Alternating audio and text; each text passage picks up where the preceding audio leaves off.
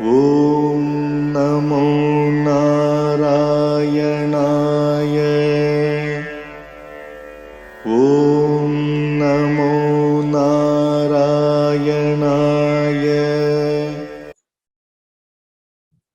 Asmat Guru Bhyo Namaha, Asmat Parama Guru Bhyo Namaha, Asmat Sarva Guru Bhyo Namaha. So we're continuing on with Hari Bhakti Vilas. We're in the 11th Vilas, and we just got through with a whole bunch of general instructions, ending up with some very interesting instructions, like if you brush your teeth with your finger, it's considered to be like eating cow's meat, right? Which is very interesting. So, because a lot of people actually do that in India, so it's strange that it would be there in the scriptures. But a lot of rules and regulations, if you look at the last class or the last lecture that we had, you see a lot of things that are sort of difficult to understand in the context of modern day or Western society. And so we have to look and see why those rules were put in and for what time, place, and circumstances. But now that we've gone through those rules, now we're going to look at some exceptions to those rules. So this is the next section, which is about exceptions. Okay, so apavadaha. Apavadaha means exceptions, right? So we're going to have some exceptions. So from Manusmriti, this is text 796 of the 11th Vilas. Manusmriti says, sea salt and rock salt can be used directly, but not other kinds of salt. Okay, I don't know what the other kinds of salt are exactly. I always thought there was just sea salt or rock salt. I mean, you get seawater and you evaporate the water and you get salt from the sea. Otherwise, you get rock salt by mining on the land. There's in a mine, you go down and there's a whole deposit of salt. I don't know where else you get salt from, but apparently sea salt and rock salt can be used. But it says here samudra means sea, Saindava means salt, lavane or Saindava. Maybe that's anyway. Lavane means salt. Okay. Anyway, text 797 from Atri. That was from Manu. From Atri Shmiti. These are all Shmiti Shastras. By taking shelter in the shade of a wood apple tree. Not exactly sure what a kapita, I think it is. Wood apple tree. By eating yogurt at night, or by brushing one's teeth with the twig of a cotton tree, right? Cotton doesn't really grow on trees, it sort of grows on bushes, right? Even Indra would fall down from his opulent position. So I'm saying, I guess you're not supposed to do this. What the wood apple tree is, why you can't give you proper shade, I don't know. Eating yogurt at night, because yogurt creates coolness in the body. So I can understand that one. Brushing your teeth with a twig from the cotton tree, I'm not quite sure why. Okay, so text 798 from Vishnu Smriti, another Smriti Shastra. If a Sudra drinks the milk of a brown cow, he'll go to hell. Okay. Interesting. Right. So I don't know. Maybe a brown cow. I guess the brown cow milk is only meant for Trivanikas, but for Brahmins such as Vaishyas. A Brahmin should drink the milk that is left over from a sacrifice. Otherwise, he will be reborn as an animal. Okay, so naturally, everybody should take the leftover milk, which is prasadam, which is going to be spiritual foodstuffs. We can take either the milk or whatever ingredient, whatever is cooked in a sacrifice or whatever, like charu or havis, these things. If there's some remnants of that, we can take that as the remnants of sacrifice. Right. Okay, so text 799. Great souls should forgive the compilers of religious scriptures because to avoid fault of repetition, they sometimes omit something or sometimes add something in their texts. Okay, so there's this idea in Sanskrit literature that if you repeat something, that's a fault, right? Now, sometimes in religious scriptures, they'll repeat something for emphasis. A good example of that is we all know that verse, Harinama, Harinama, Harinama Iva Kevalam, Kalo Nastyeva, Nastyeva, Nastyeva, Gatiranyataha, right? So it means only by the holy name, only by the holy name, only by the holy name, and not by anything else, not by anything else, not by anything else, not by any other process, right? Can one attain perfection in the age of Kali, right? So it's a very nice verse about the glories of the holy name. But it suffers from one literary defect. The literary defect is saying things twice. If you have to say things twice, now sometimes also people who give lectures or give classes, they like to say things twice or even 3 times to emphasize something to people. To emphasize something, it gets repeated, right? So a good way to emphasize things to people when you're talking to people is to try to say the same thing, but maybe don't say it exactly the same way. Say it in a slightly different way so that they understand it and it gets embedded in their consciousness. So here, especially with religious scriptures, right, or which are very important, of course, right, we want to emphasize certain points. So sometimes when people write religious scriptures, they'll repeat things. That isn't considered a literary fault. This is a very nice verse, actually, right? But also sometimes they may omit something, or they may leave something out. So sometimes we'll see that there are 2 scriptures that deal with the same topic, and one scripture has more details about that topic than the other, like that. You even see that in the Bible. You know, the different gospels in the Bible will talk about the same event in Jesus' life, and you know, one version will have more detail than the other version, like that. So that's just only natural when two different people describe the same thing, the 2 different authors. Of course, we might find the same story in the Puranas, in different Puranas, the same story of the same avatar of the Lord and his pastime, but it might be told in a slightly different way. So there are a couple of ways that we deal with that. One is if it's completely a different story, but it's the same avatar, then sometimes people say kalpa beta. Kalpa beta means difference. Kalpa means the time period. So the time period might be different because in Hindu and Vaishnava understanding of time, that time is cyclical. Time isn't linear. It doesn't start and then end. It goes. There are time ages and things that go round and round like the seasons of the year. So thus we have the Krita Yuga or Satya Yuga, then we have the Treta Yuga, the Dwapara Yuga, and the Kali Yuga, and then again we get those 4 yugas, just like we have spring, summer, fall, or autumn and winter, right? So like the seasons go around like that. Actually, in India, usually Indian calendars have 6 seasons, but anyway, the West has 4, but India they have those 4 ages. Okay, so the idea is that time is cyclical, so sometimes things come around again and again and again.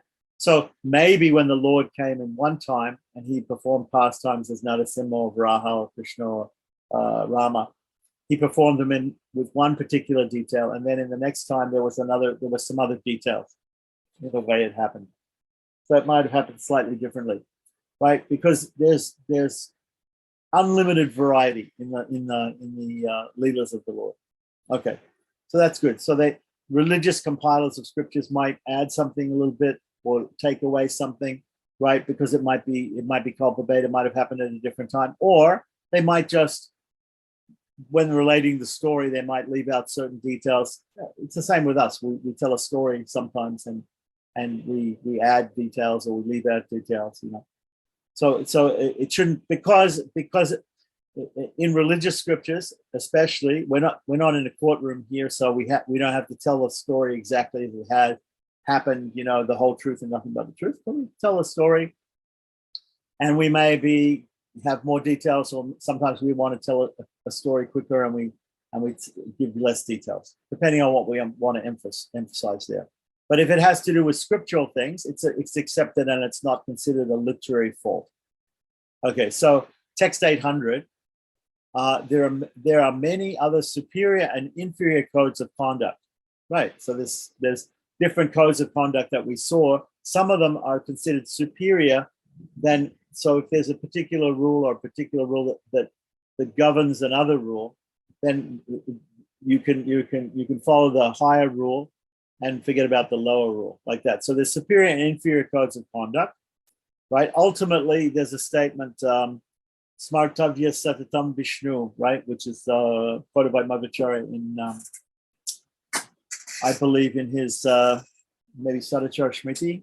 Anyway, I think it's there in Srila Prabhupada's books in the database, Smartavya Satatam Vishnu, that the essence of all rules or regulations is to always remember Krishna or Lord Vishnu and never forget him, right?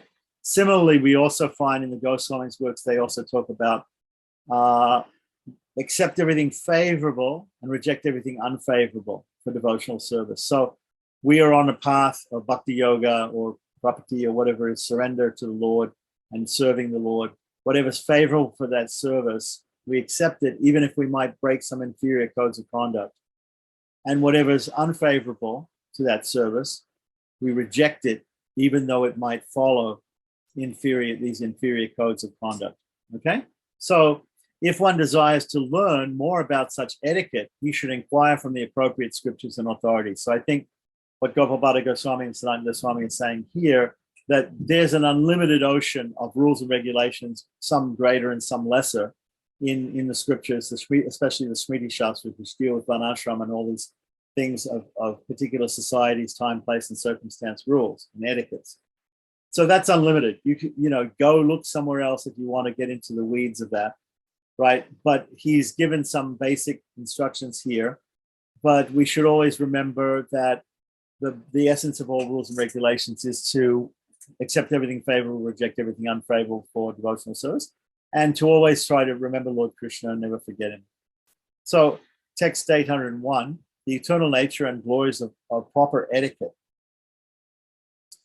You know, when we say etiquette, we're talking about rules, social rules, which have to do with the Varnashram system, our status according to the body that we have, and our particular activities and work that we do in this society.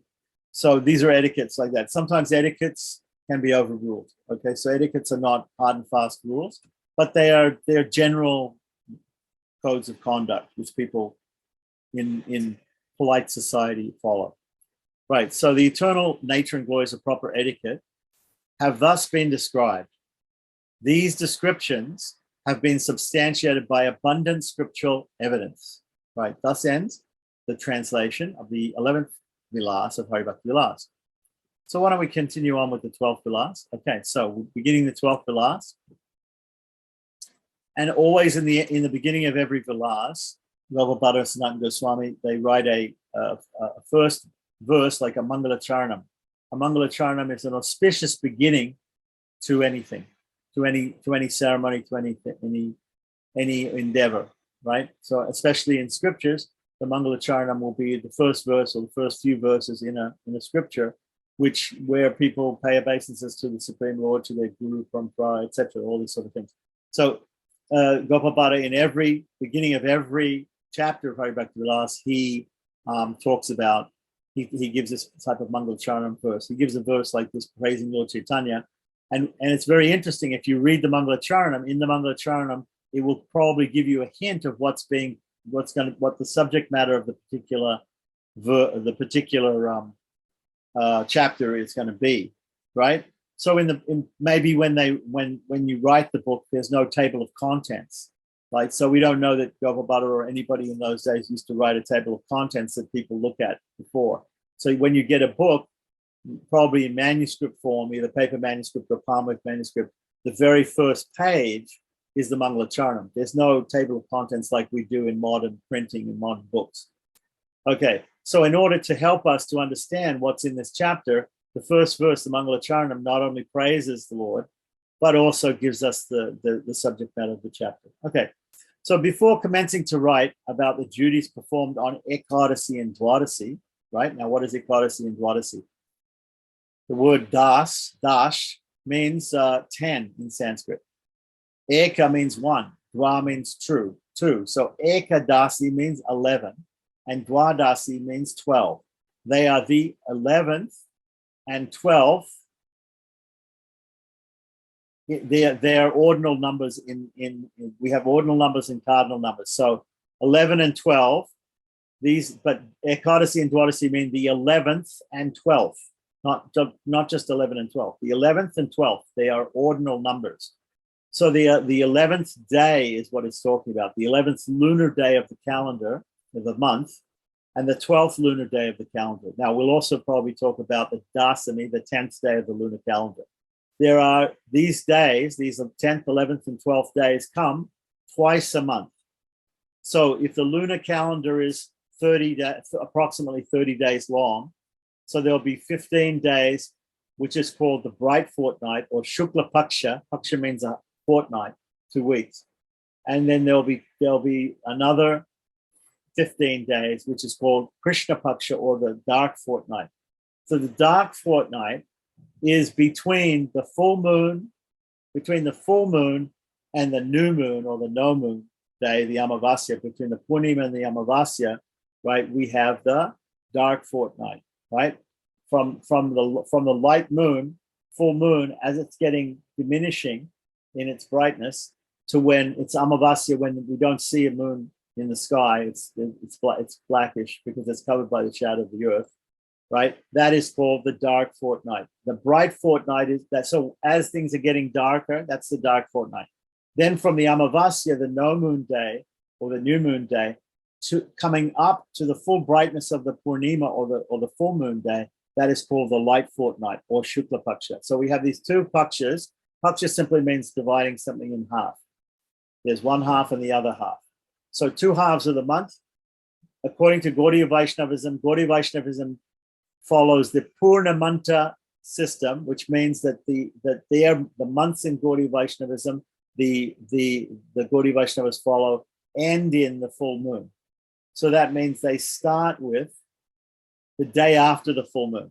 So the day after the full moon, the moon is diminished a little bit in its brightness, and that is the dark fortnight. So they have the Krishna Paksha first, and then the Shukla Paksha second, as the second half, the second fortnight of the month. There's another system called Amanta, which is Amavasya Anta, ending in the Amavasya, ending in the new moon, and that would have the end of the month at the new moon, right? The new moon will be where there's no very diminished light. So in the middle of the month will be the full moon. So once again, to recap, there are 2 types of lunar months. There is Purnamanta and Amanta. So the last day of the month is Purnima, full moon, and the last day of the month is new moon, right? In the Amanta. In the Purnamanta, the middle of the month is the Amavasya, the new moon. And in the Amanta, the middle of the month is the Purnima, or the full moon. In the Purnamanta system, the first Paksha is Krishna Paksha, the second Paksha is Shukla Paksha, or the first Paksha, or the first fortnight is the waning, and the second fortnight is the waxing, right? In the Amanta system, the first fortnight is the waxing, and the second fortnight is the waning, or Shukla Paksha, and then the Krishna Paksha, okay? Right. So if you don't understand that, I explained it in a very complicated way, but it's very, very simple, really, right? The moon gets brighter and then it gets darker. So for 2 weeks, it gets brighter. That's the Shukla Paksha, or the bright fortnight. For 2 weeks, it gets... Now, where exactly the month is, whether the month starts the day after the full moon or the day after the new moon, that depends on whether you follow Purnamanta or Amanta types of calendars. We'll see as we go along. These 2 chapters here, 12th chapter and 13th chapter, are going to be very technical because they deal with calendar issues and time issues and things like that. So we'll see as we go along. Okay. So here he says, before commencing to write about the duties performed on Ekadasi and Dwadasi, he's also going to talk about Dasami, so the 10th, 11th, and 12th days of each fortnight. So these come twice a month, right? Which are very dear to the Supreme Personality of Godhead. So these 2 days here, mentioned here, Ekadasi and Dwadasi, the 11th and 12th days of the dark fortnight, first of all, and the bright fortnight. We'll talk about Purnamanta system, right? The Gaudiya Vaishnava system, right?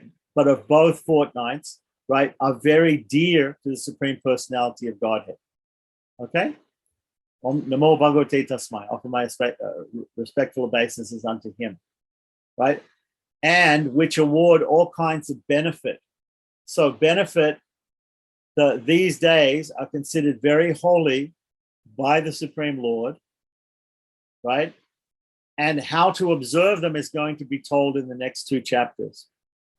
How Vaishnavas are to observe them, right? And all kinds of benefits accrue to the person who observes them, even if they're not Vaishnavas. Right, so text 2. We're going to talk about the duties during the fortnight. So atah, now remember when we see the word atah, actually we just had it before, I think, atah apavadaha at the beginning of this discussion when we were talking about exceptions in the last chapter, right? Atah means the beginning of a topic, right? Atah means now or thus, right? So paksha krityani. Krityani means duties or activities, right? Comes from the verb kri, to do in Sanskrit. Paksha is the fortnight, either the bright fortnight or the dark fortnight, right? I won't use the Sanskrit terms. I'll just use the English terms from now on. The bright fortnight or the dark fortnight. You have to remember that the bright fortnight starts with the new moon going up to the full moon. The dark fortnight starts with the full moon and goes up to the new moon. Okay, so I'll use the English terms like that. If people get confused, we can again explain to them. In the beginning, though, I want to just give the terminology that we're going to be using and explain the equivalent terminology in Sanskrit. Okay, so now paksha means fortnight. So we'll call it a fortnight, right? Or a half month. Okay, so those who engage in the worship of the Lord as previously described. So previously described in Hari Bhakti Vilasa, we know the worship of the Lord has been described basically from the 5th chapter to the 8th chapter. And then after the 8th chapter, there's some other parts, which are sort of rules and regulations, but the actual worship of the deity is 5th to 8th chapter, right, or Vilasa. And so as previously described, should particularly perform very grand worship, okay, on the 2 Ekadasis, the 2 11th days, right, of the waxing and waning moons, right? Waxing means the bright fortnight, waning means the dark fortnight. It's interesting here that they have mentioned, let me have a look here.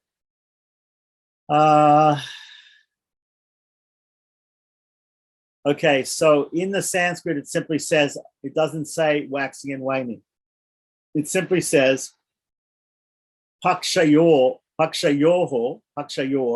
dvayor, means the 2 halves, right? So, but in the translation, the translator has put waxing and waning.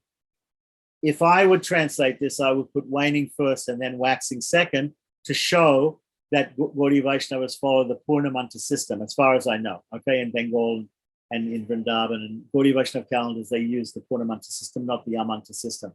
Another reason why Gaudiya Vaishnavas follow the Purnamanta system is because Purnima, Lord Chaitanya was born on a full moon. So the day after Gaura Purnima, which is in Palguna, the month of Palguna, in February, March, right? Okay, that full moon in February, March is Lord Chaitanya's appearance day. So the day after that is the beginning of the new Gaudiya Vaishnava year. So there are different calculations of years. There's Shakabda, there's Shaka, there's Kali Yuga years. There's so many different types of years, right? So years after Chaitanya is called Gaurabda. Gaura is short for Gauranga, right? Which means golden limbed person, right? So Sri Chaitanya Mahaprabhu was called Gauranga because he had golden limbs, or it means bright. It means Gaura means bright. In modern Indian vernaculars like Hindi and etc., it's sort of somebody will say Gaura, it means a white person, But Gauranga means one with golden limbs, let's say. Okay, so that's Lord Chaitanya. So short for that is Gaura, Lord Chaitanya's name, Gaura, and Abda means a year. So so like sometimes Christian people will say in the year of our Lord, right? Anno Domini. Previously, we used to write the date as 2022 AD. What means it means after Christ, after the time of Christ, right? So it actually is the Latin for Anno Domini, in the year of our Lord, 2022, and then BC would be, I think, before Christ. So somehow or other BC is in English and AD is in Latin. I don't know why. Anyway, so but nowadays we tend to say that it's called CE, Common Era. in English. So 2022 Common Era, CE. And if we want to go back in before Christ, we'll say 1000, 1000 instead of BC before Christ, we'll say BCE, before Common Era. Okay, so that's the more politically correct way to put those things after those little notations after years to show what type of year. Now we could do for in the year of our Lord Chaitanya is called Gorabda. So right now it's the year it's 500 and something years after Lord Chaitanya, like that. Similarly, there are other Vaishnavas who might want to count the years after Ramanuja or Madhva, or they might want to count the years after the beginning of Kali Yuga or whatever. So they have different eras. They're called different eras. Okay. So now he's talking about Paksha Dvaya. There's two Pakshas, right? The two halves of the month, two parts of the halves of the month. And he says that those who are engaged in the worship of the Lord, which means Vaishnavas, all Vaishnavas worship the Lord, right, should perform specially big puja, right? So here it says Krishna Puja Mahotsavam. Mahotsavam means Utsava means a festival worship, right? And Maha means great. So great festival worship, puja of Lord Krishna, should be performed in the two halves of the month, right?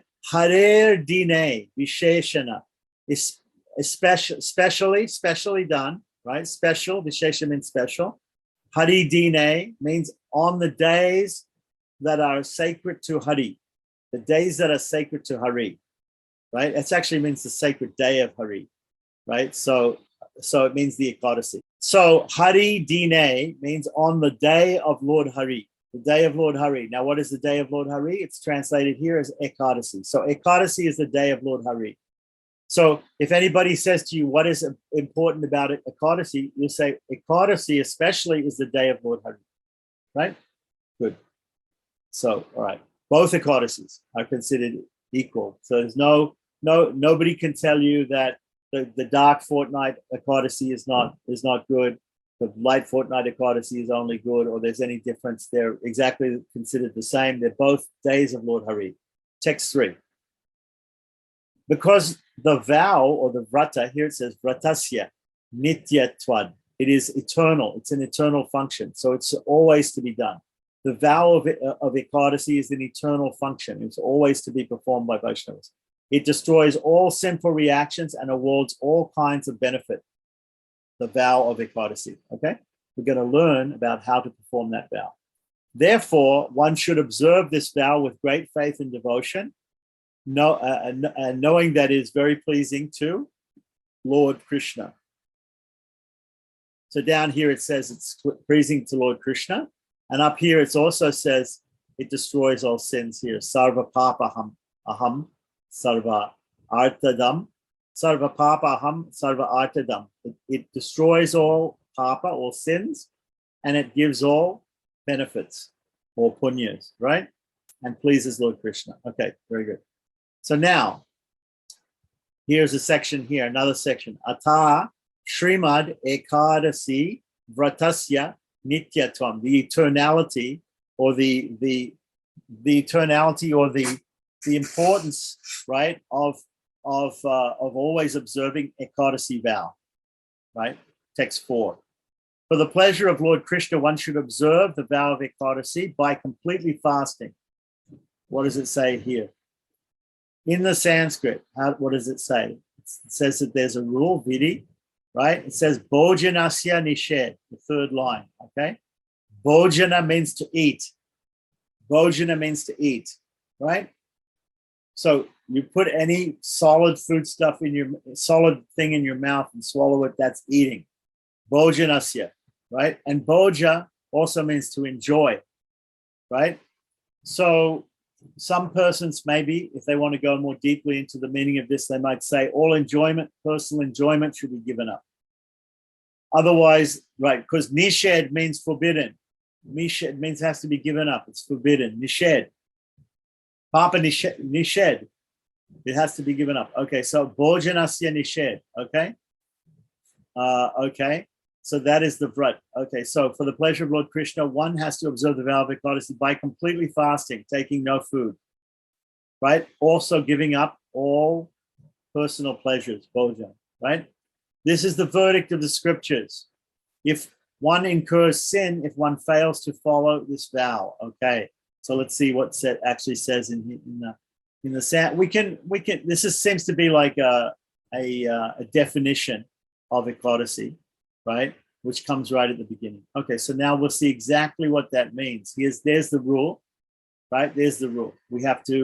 At least we have to fast completely, right? Otherwise, we have to give up all types of physical, mental enjoyment, personal enjoyment, right? Okay, so now the next part. It pleases the Supreme Lord. From the Matsya and Bhavishya Puranas, right? Bhavishya means in the future. So some things in the Bhavishya Purana are about the future. They're predictions. Matsya Purana, of course, I think is if I'm not mistaken, is also a Sattvika Purana. Bhavishya Purana, I'm not sure about. But anyway, so here it says it starts out with Ekadasyam, and the next word is Niraharo. Niraharo means not eating anything. Bhumte means enjoyment, right? Dwadasi Dine is referring to the Dwadasi. Shukla Va, Krishna Va, right? It means on the bright fortnight or the dark fortnight. Tadvratam, that Vratam, Vaishnava Mahat, is the greatest vow for Vaishnavas, right? So that's what it means literally. Know for certain that for a Vaishnava, the great vow of Ekadasi is to be observed during both the waxing and waning fortnights of the moon, by not eating anything and then breaking one's fast after the first quarter of the next day, which is Dwadasi Dine, right? I don't see here actually where it says the first quarter, but that will come later in the action. Maybe in the commentary here, Sanatana Goswami has explained that it has to be the first quarter. Actually, it may be more technical in that you may have to wait on the Dwadasi until after sunrise, but before a certain amount of the next lunar day, Dwadasi has elapsed. Okay? So because after sunrise, it will be considered to be Dwadasi on the next day after Ekadasi. Okay? The lunar day, here's another thing we should all know at the very beginning here when we're talking about lunar calendar, lunar days. The calendar that we follow, the Gregorian Western scientific calendar that we follow today, right? Right. The day begins at midnight. At 1 second after midnight is the beginning of the day up until midnight. Midnight is the very end of the day, right? So, and then that's not the same in the lunar day or in the Vedic understanding. So the Vaishnava Vedic understanding is that the day is considered to begin at sunrise. At sunrise. And specifically, there's a particular time at sunrise when the sun is, I think when the sun is, it may be, I have to look this up, but there's a difference between the way sunrise and sunset is calculated according to modern, like the modern observatories and what the timings you get in the newspapers or on the internet. That will, I think that they take it from when the sun disk is halfway up and halfway down, either at sunrise or sunset, right? That is considered to be sunrise and sunset exactly. But in those days, of course, they didn't have such accurate timepieces and things like that. But nowadays, they consider it to be exactly when the sun disk is halfway up above the eastern horizon or below the western horizon, right? At sunset. But actually, in the Vedic civilization, sunrise is when the disk, the top of the disk of the sun, pierces the eastern horizon. That's sunrise. I believe it's like this. It may be the other way around. I'm not sure. But anyway, and then when the sun sets, when the last part of the sun, top of the sun, falls below the horizon, that is sunset. Okay, so that's the idea. Right, so we have to look that up, and I'm not quite sure about this. If you know Jyotish Shastra, if you know something about astronomy like that, then you probably know better than me, because this is not my main field of understanding. But anyhow, it has to be dealt with here. So we should understand what sunrise and sunset is, because the day begins, the lunar day, although the lunar day can, the lunar tithi or the lunar day can start and end at any time of the day, the physical day or night. Still, for the purposes of the calendar, we count the Odyssey as being starting, or any lunar day as actually starting at the sunrise when the sun rises. Okay, so know for certain that for a Vaishnava, the great vow of Odyssey is to be observed in both the waxing and waning fortnights of the moon by not eating anything and then breaking one's fast on the next day, the next lunar day, the Dwadasi. It's specifically mentioned in the second line, Dwadasi Dine, on the Dwadasi. So we have to break on Dwadasi. Now, there'll be an exception to this. Later on, we'll learn about a thing called Mahadwadasi, where we have to actually fast on the Mahadwadasi and not on the Ekadasi, and we'll have to break on the Triodasi, which is the 13th day. Okay, but for now, generally we understand that the great vow of Ekadasi is we have to fast on Ekadasi, and the next day on the Dwadasi, we have to break the fast, right? So there's two parts to this Vrata. One is observing the Vrata, starting at a certain time, right? Not starting late, not starting early, right? And then ending at a particular time, not ending late and not ending early, right? It's not that you can get up in the middle of the night on Ekadasi night, and say, oh, it's 10 minutes after midnight, let's have a feast, let's break our fast. No, you have to wait until sunrise. Okay, so it's very important to correctly follow the Vrata. You have to start at a particular time and you have to end at a particular time. This is shown to us by the story of Ambarish Maharaj in the Bhagavatam, where Vilasa Muni was coming to his place to take food on Dwadasi, right? But Ambarish had been fasting and he had to break the fast, and Durvasa had gone to take a bath with his 10,000 disciples and had not come back in time for the Vrat to be finished, right? For the vow to be ended, right? So when you take a vow of Ekadasi, you say, my dear Lord, I'm going to fast today until tomorrow. Tomorrow I'm going to take your prasadam again. I'm going to eat again, like that. Okay, so you can't say, oh, I'm following Ekadasi, I decided to fast for 3 days. No. When you do the sankalpa or the determination, the vow, you have to say, I'm going to fast now. I'm going to perform the vrat, whatever it is, fasting or giving up some material pleasure or whatever it is. It has to be done from a particular time to another particular time. If you extend it, you haven't followed that vow. You've broken your vow. If you end it early, you've broken your vow. It's the same, right? Some people say, oh, you broke your fast too early. That's bad. But if you kept fasting, well, it's not bad. Again, no, it's exactly the same thing. You're breaking the vow if you don't break the fast by a certain time. And it's as bad as if you did break it before, right? So, okay, so in order to perform, when these vows are explained, a lot of vows are going to be explained in the next few chapters, even up to chapter 16. We're going to learn about all these different calendar dates through the Gaudiya Vaishnava year where we have to perform different pujas and vratas. And you have to do sankalpa, you have to do up until now, it's been daily activities. And now, from now on, we're going to do naimitika or occasional activities. Ekadasi, Dwadasi, these are occasional activities. They come twice a month, right? Later on, after this, we're going to talk about monthly duties, which come once a year, right? So in the beginning, Hari Bhakti Vilasa is very systematic. We're talking about the activities of a Vaishnava. The activities of a Vaishnava are divided into two, Nitya and Naimitika. So Nitya, there's another type of activity too called Kamya, where people do activities, they do particular rituals or pujas or vratas or vows like that for a particular desire that they have. Because Vaishnavas, our only desire is to serve the Lord, usually we don't perform those Kamya vratas. That's called karmakanda. That's called trying to, to perform something for some material benefit. We don't do that, okay?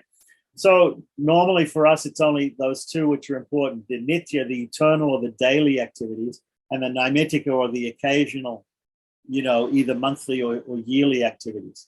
So here we're first talking about the nitya, the naimitika activities, right? The occasional activities that happen every month. Then we'll talk about ones that happen in certain months, but only once a year. Okay, so we'll see exactly when to break the fast later on. The details are going to be given. We're starting off with some very general ideas. So now text 6 in Agni Purana talks about, it gives also a sloka here. It says, one should fast on Ekadasi, right? So what does it say here? It says, Bunjita, which means to eat or to enjoy, like that. Ekadasim on Ekadasi, right? And the Vrata is a Vaishnava Vrata. This vow is very dear to Lord Vishnu, okay?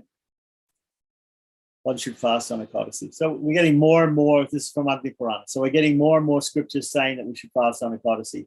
In the beginning, this is of the section describing the glories of Ekadasi, which are found in the Brihad Naradiya Purana.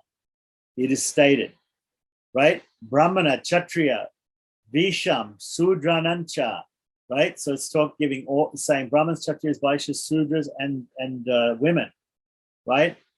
Right? Not to leave the women out, because, I mean, you can classify women as also Brahmins, Kshatriyas, Vaishyas, and Sudras also in the different castes or different classes in society. But just to make sure, if in case people were thinking that when he talks about Brahmins, Kshatriyas, and Vaishyas, sometimes people think, oh, men do these vows and women don't do them. No, here it's stated that Brahmins, Kshatriyas, Vaishyas, Sudras, that's every person, right? And just to make sure that you understand, it's not just men, they say women, right? So, O Brahmanas, by observing the vow of Ekadasi, which is very dear to Lord Hari, Brahmins, Kshatriyas, Vaishyas, Sudras, and women can attain salvation. So everybody should perform this, because everybody can attain moksha or liberation or salvation from the Lord. He'll bestow this upon people who perform this Ekadasi Vrata, right? This vow of Ekadasi. And this is given to us in Brihad Naradiya Purana, which is a very important Satya Purana. Okay. So then text 8.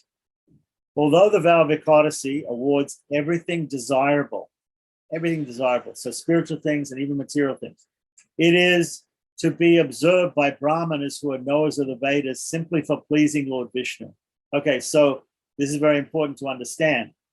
There are people who observe Ekadasi who are not even Vaishnavas in India, because they've read about Ekadasi Vrata and the benefits from following it, right, in the scriptures, in the Purana, and they just follow it because they're Hindus. They might even be Shaivites, whatever it is, right? They're not Vaishnavas, but they follow it because they think they can achieve something. They can get some punya, some benefit, some material benefit, right?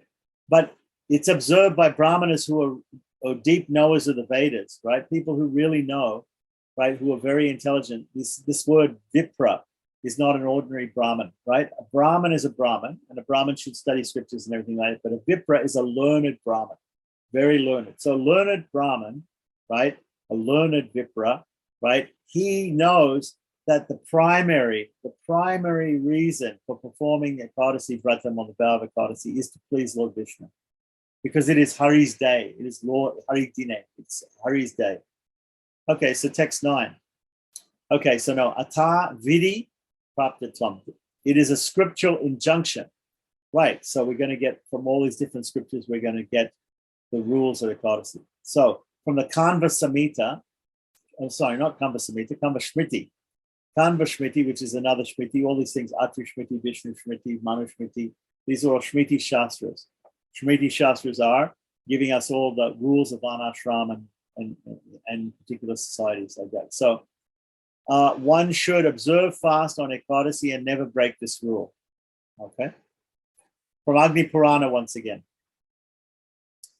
O king, as long as one is alive, one should fast on Ekadasi. Now, there might be some other scriptures that say a person who is young, below the age of 7 or something like that, above the age of 70 or 80, below the age of 7 or 8, right? These people, the very young and the very old, or somebody who's sick, or somebody who, he doesn't need to observe the Ekadasi. We'll come to that, okay? But these are general scriptural injunctions to follow Ekadasi and fast on Ekadasi. Right, so next, 11. Therefore, in Vishnu Rahasya, another Vaishnava Agama Shastra, right? One should not fail to observe the vow of Dwadasi as long as one lives. Now, there are some ideas that the vow of Ekadasi and the vow of Dwadasi are two different things. It's possible that as we go along, we may understand that there's an Ekadasi vow and there's a Dwadasi vow, like that. But later on, we're going to be talking about 3 days. There are things to do on 3 days, on the Dasami, the Ekadasi, and the Dwadasi, the 10th, 11th, and 12th day. And then later on, if we talk about the Mahadwadasi, maybe even on the 13th day. So here it's talking about Dwadasi and still talking about Ekadasi, but we should observe that. Okay, observe that. So now, eating is prohibited on Ekadasi. What are the texts say about eating on Ekadasi? Right? Because people eat on Ekadasi, some people, like that. So what do the scriptures say about that? And how exactly is it said in the Sanskrit, and what does it actually mean? Like that. So from in the Narada Purana, right, as well as the Padma Purana, Uttarakanda, it's stated, O goddess, the Puranas repeatedly declare the importance of observing vows. One should not, I repeat, one should not eat on Ekadasi. Remember what we just said? That if something is repeated in a scriptural text, in a religious text, right, it's not considered a fault. It's actually for emphasis, right? So here we have na bhoktavyam, na bhoktavyam. Now, bhoktavyam. Bhoktavyam comes from bhukti, to eat, right? Don't eat. It's repeated twice. On Hari Vasare. Hari Vasare means on the day of Lord Hari. Don't eat. Repeated twice for emphasis, okay? And that's from 2 Puranas here, Padma Purana and Narada Purana. Okay, so now, text 13 and 14, it says, O king, the Vedic literature and historical works, right? So up here it says Agama.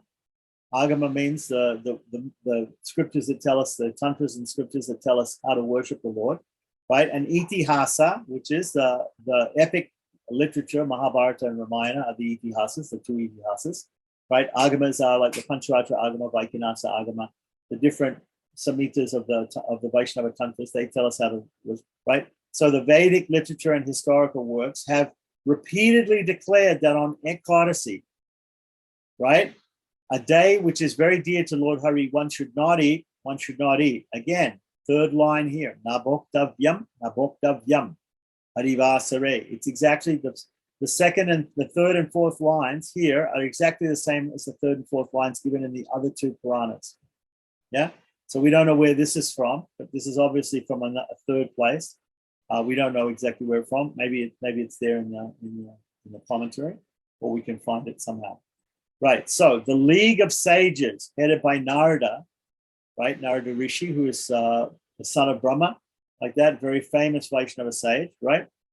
Have boldly declared that Ekadasi, the 11th day of the fortnight, the bright fortnight on the dark fortnight, one should not eat anything.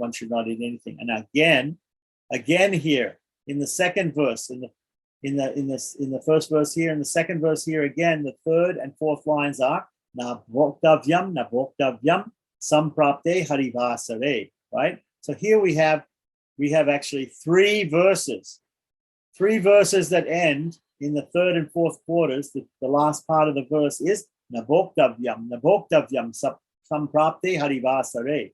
So do you think that they're trying to emphasize something here? Don't eat on Ekadasi. Right? It's being stated in all these scriptures emphatically, more than once. Okay. So it's very important. So then text 15, Vishnu Smriti, from Vishnu Smriti, right? Ekadasyam, okay. Na bunjita, don't eat, right? One who has attained a human birth, right? So here, that's the translation of here, manava, api manava, right? Kadachit api manava, right? That somebody who has become a man or a human being, right, should never eat on Ekadasi. Ekadasyam na bunjita. Okay. Next, 16. The sage Shringi. Okay, Shringi was a sage, okay? And he has said this. Even if a woman is having her menstrual period, right? That is called rajasyapya. So api means also, Rajasyapya, even in the menstrual period, when she's experiencing the menstrual period, right? She should not eat anything on Ekadasi. So yes, we understand that ladies, when they have the menstrual period, they have some problems and they feel some, sometimes it feels very problematic for them. Like that, still, they have to follow the Ekadasi Vratam and not eat anything. Okay? Right. According to this sage, anyway. So, text 17 from Brihadaranyaka Purana once again. It says, one who desires to please the Supreme Lord and obtain the actual benefit of observing Ekadasi should not eat anything the night before Ekadasi, during the day and night of Ekadasi, or on the night of Dwadasi. What does that mean, right? Right, that means what we're talking about, the Ekadasi Vratam is actually over 3 days. The 3 days are the 10th day, the 11th day, and the 12th day. What happens on the 10th day is that we can only eat one time on the 10th day. We can only eat no times on the Ekadasi day, the 11th day, and we can eat only one time on the Dwadasi day. So properly observing this vow, right, is 3 nights fasting. It's described as 3 nights fasting. You eat on the dasami, on the 10th day, but you don't eat in the night, right? It normally, okay, so a little background about this. The Vedic civilization, people used to eat 2 meals a day, right? None of this 3 meals a day thing like we have today, right? Or more, right? People had 2 meals a day, 2 meals a day. The first meal comes after we perform the worship of the Lord. If we look at Hari Bhakti Vilas, we see that the person gets up and goes to the temple for Mangalarti, wakes the deity, right? And he goes home, he takes bath after sunrise, like that. After he takes bath in the house, then he does his Sandhya Vandanam at sunrise, and then he performs the worship of the Lord. The worship of the Lord may take him, it may take him even up until, you know, maybe 9:30, 10:30 in the morning to finish all his worship, like that. Sometimes he'll start early, and there are exceptions, right? And then at this brunch time, what we used to call brunch, between breakfast and lunch, right? Because they don't really have a breakfast in the Vedic civilization. Okay. And at the time when we would usually call brunch, they have their first meal, which is the main meal of the day, just before noon, when the sun is the strongest, the digestion is the strongest, and that's when they have the main meal. Then again, later in the afternoon or evening, early evening, we have a second meal, which may be a little bit lighter than the first meal, but that is the second meal. So what we're talking about here is on Dasami, the 10th day, you have that one big meal. That one big meal after you perform the worship of the Lord and you offer all the food to the Lord. Then you sit down and after you feed the guests and everything, and you sit down and with your family, you take your lunch, your main dinner, your main food, like that. So, okay. So then that is the meal that you take on Dasami, but you don't eat again in the night, right? So one time eating, right? So it says here very, very, very clearly, right? Purva apara dine ratrao. So purva means before. Apara means after. What are we talking about? We're talking about the 11th day, the Ekadasi. The dine on the days, Ratro, at night, right? At night on the previous day, at night on the post day, we don't eat anything. So no dinner, no supper, no evening meal on the 10th day, and no evening meal on the 12th day, and no meal at all on the 11th day, right? So that's what it's saying here very clearly in Brihadaranyaka Purana. This is the proof, okay, like that. So it's not that, okay, we'll fast on Ekadasi, but, because we're going to fast the next day on the 11th day, we'll stay up until midnight, stuffing our faces and get ready for the fast because we know tomorrow we can't eat anything because it's a fast day. No. That's not the way to do it. This is the way it's described in the Puranas, right? You have the meal, the one meal, which is after the puja, right? Which is the main meal of the day, like that. Again, at night, you do not eat. So all of those people who think, it's the night before Ekadasi, or it's the night before Janmashtami, or it's the night before, right? We're not going to eat tomorrow, so we should have a snack before we go to bed or whatever it is. No, that's not the way to perform the Vrat. Here it's very clearly explained, okay? So, one who desires to please the Supreme Lord, remember, it's for pleasing the Supreme Lord. It's not for our benefit. And obtain the actual benefit of observing Ekadasi, should not eat anything at night on the night before Ekadasi, on the night before Ekadasi, and on the night after Ekadasi, or during the day and night of the Ekadasi. It's very, very clear here. On the night before Ekadasi, on the 10th day night, during the day or night of Ekadasi, on the night of Dwadasi, there has to be fasting. Okay. Text 18, right? So one who ardently desires to obtain the benefit of observing Ekadasi should refrain from eating at 4 times. This is given somewhere else. He doesn't say that where it's coming from, but it's backing up the Purana quote that we just, where was that Purana from? Brihad Purana, very important Purana, Vishnu Vaishnava Purana. Okay, so, there's 4 times when you should not eat during the Vrata of Ekadasi, which covers 3 days. Dasani, the 10th day, the 11th day, and the 12th day. So the night before Ekadasi, the night of the 10th day, the Dasani, the day and night, 2 times, right, on Ekadasi, right? Because you eat 2 times on Ekadasi, on every day, right? So those 2 times, and the night time meal on the Dwadasi, on the 12th, right? 3 nights fasting. This procedure is meant for those who observe. Now, in brackets, here, the translator has put, this procedure is meant for those who observe Ekadasi for material gain, because the devotees observe Ekadasi perpetually. They should fast completely only during the day and night of Ekadasi. Okay, that is his opinion, the translator here. Now, is his opinion based upon the commentary here by the Goswami? Maybe.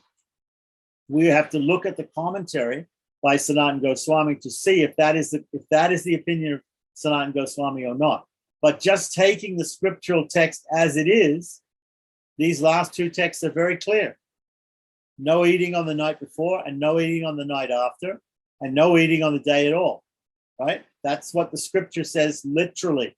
Now, if the Vaishnavacharyas like Sanatana Goswami have given a purport and said, if you're doing this for selfless reasons, just to please the Supreme Personality of Godhead, you only have to fast on the day, then we have to find that. We have to find that proof there in the purport.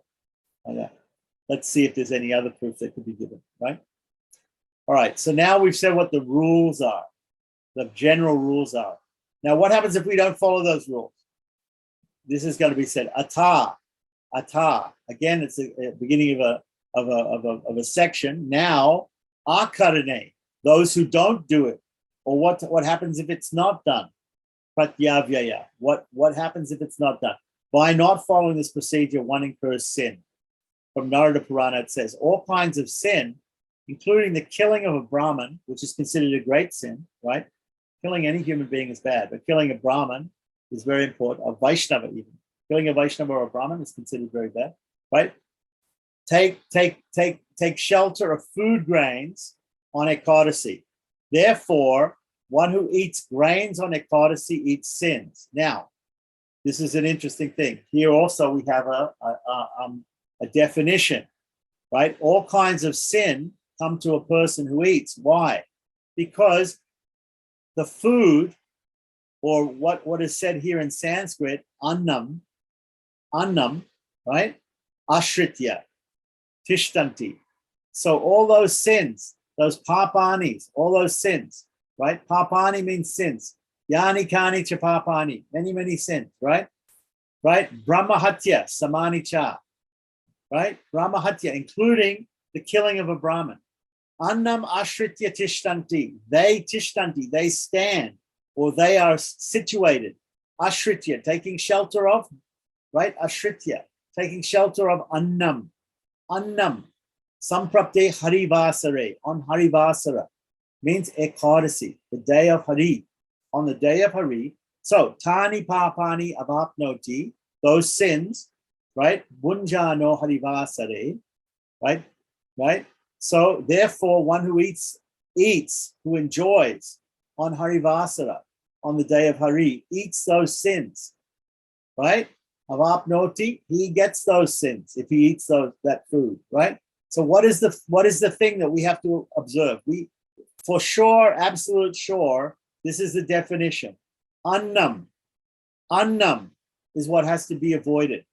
What does annam mean, right? Now, according to the dictionary, annam means food. Annam, if we look in the Upanishads, annam brahmadiva janat anadye vakal vimani bhutani jayante anadip anena jatani jivanti anam prayantya visham vishantiti. Right? Brigu says ahamannam, ahamannam, ahamannam. Annam means food, right? It means food, right?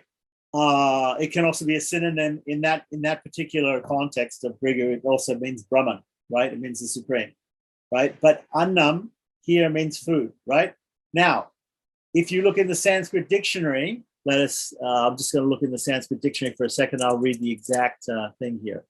So annam, right? Anna, that which is eaten. That which is eaten means that which is eaten. Food or victuals. Victuals is just a fancy old-fashioned English name for food, right? And then it says, especially boiled rice. Especially boiled rice, which is a staple in especially South and Eastern India, right? Bread, corn, food in a mystical sense, or the lowest form of which the Supreme Soul is manifest, the coarsest envelope of the Supreme Spirit, right? Okay. So those are the definitions that make sense here, right? So it means food, especially boiled rice, right? Now, some Vaishnavas accept it as meaning grains.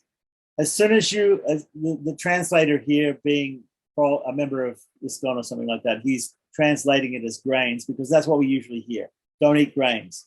But then the question becomes, what is grains? What do grains mean? What do grains mean, right? Then we have to define, this is a grain, that is a grain. In India, what's a grain? And in the West is what's a grain? May be different, okay? So that's becomes subjective then, doesn't become objective, right? So, okay, some people translate it as grains. Okay, fine, right. Then they have to have a scriptural basis for their definition. So we want to see that, right? Some people accept it as boiled rice, not even fried rice, boiled rice, whole rice, boiled, right? That is where the sin is, right? So there are some people in the Sri Sampradaya, for instance, in the Madhva Sampradaya, they don't take rice. They won't take rice, boiled rice, which is a staple food for them, like that. But other things they may take, like that, because according to them, annam is boiled rice. Okay, so now beyond all of that, the word annam can also mean food. So some people in Madhva Sampradaya, some Vaishnavas, they say, well, annam means food. Right? In the Upanishads, it means food, any sort of food. So you can't eat any sort of food. So food, what is food? Food means it's something solid which you eat, like that. Somebody may say, okay, well, maybe I could take liquids. I could take liquid. But some liquids are also considered food. If we drink milk, if we drink juice, isn't that considered like food? Is it considered fasting, taking those things? Right. So or fruit, let's say, like that. So we will see as we go on, there'll be more instructions and it'll get more and more detailed. We'll be able to work out what exactly the authors of Hari Bhakti Vilas mean when they say don't eat annam. But here is the beginning, the definition verse. Annam why don't we eat annam? Why don't we eat that annam? Right? Whatever it is, right? However we define it. Why don't we eat it? Because all the sins, all sins, including and up to and including the sin of killing a Brahmin, which is considered like the greatest sin, one of the greatest sins. Sinning, there's actually, in sins, there are mahapapas and alpapapas or shukshma papas. There are mahapapas. There are mahapapas. There are 5 great sins, and then there are other lesser sins like that. For example, killing a cow, killing a Brahmin, stealing gold, administering poison, kidnapping somebody's wife, like that. These are all considered great sins, like that. Lesser sins are there also. We don't need to discuss all the lesser sins, but there's also a lot of lesser sins like that. Okay, so if we look in the Shmiti Shastras, it'll define what a great sin is and what a lesser sin is. Okay, but here the point is all sins, all the great sins, all the lesser sins, every sin, right? Yani kani chapapani, right? We've heard this before. Yani kani chapapani. When we go around Tulsi, so remember Tulsi during Tulsi Puja, we chant this Yani kani chapapani, right? And we also have, whenever there's some other verses that begin like this, Yani, it means all sorts of sins. All the sins are destroyed, right? So here, all the sins take shelter of Annam. Every sin imaginable takes shelter of Annam. If you eat Annam on Ekadasi, you have committed every sin. There's not a sin that you haven't committed. You have committed all the sins, right? So it's very important. It's very important for us to understand what Annam is, like that. So according to different people, they have different traditions and they have different sampradayas and they have different slight understandings about it. And really, we don't need to argue about it. It's not a matter of arguing about it. You follow your lineage, whatever tradition you follow, like that. What the people say is Annam, like that. And you follow the Ekadasi according to your acharyas and what they say, how to say that. So if your acharyas say, oh, you can actually take this, but you can't take that, fine. We have no problem with that. Follow Mahajano Yena Gata Sapantaha, it says in the Mahabharata, we have to follow the path of the great Mahajans, the great Vaishnavas. So whatever the great Vaishnavas tell us, like that. What we're doing here in discussing Hari Bhakti Vilasa's idea is that the Goswamis are actually the standard bearers of the Gaudiya Sampradaya. They are presenting something in Hari Bhakti Vilasa, and Hari Bhakti Vilasa is considered to be the gold standard of etiquette for Gaudiya Vaishnavas.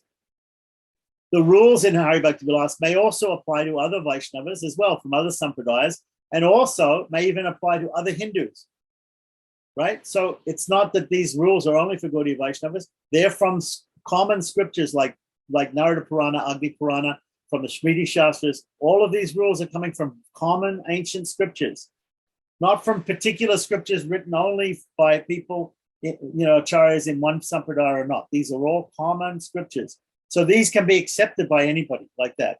Now, for the particular details of how to follow these things, we have to see Shishtachara. We have to see the behavior and the etiquettes followed by, and the rules and regulations followed by our ancestors, our material and our spiritual ancestors.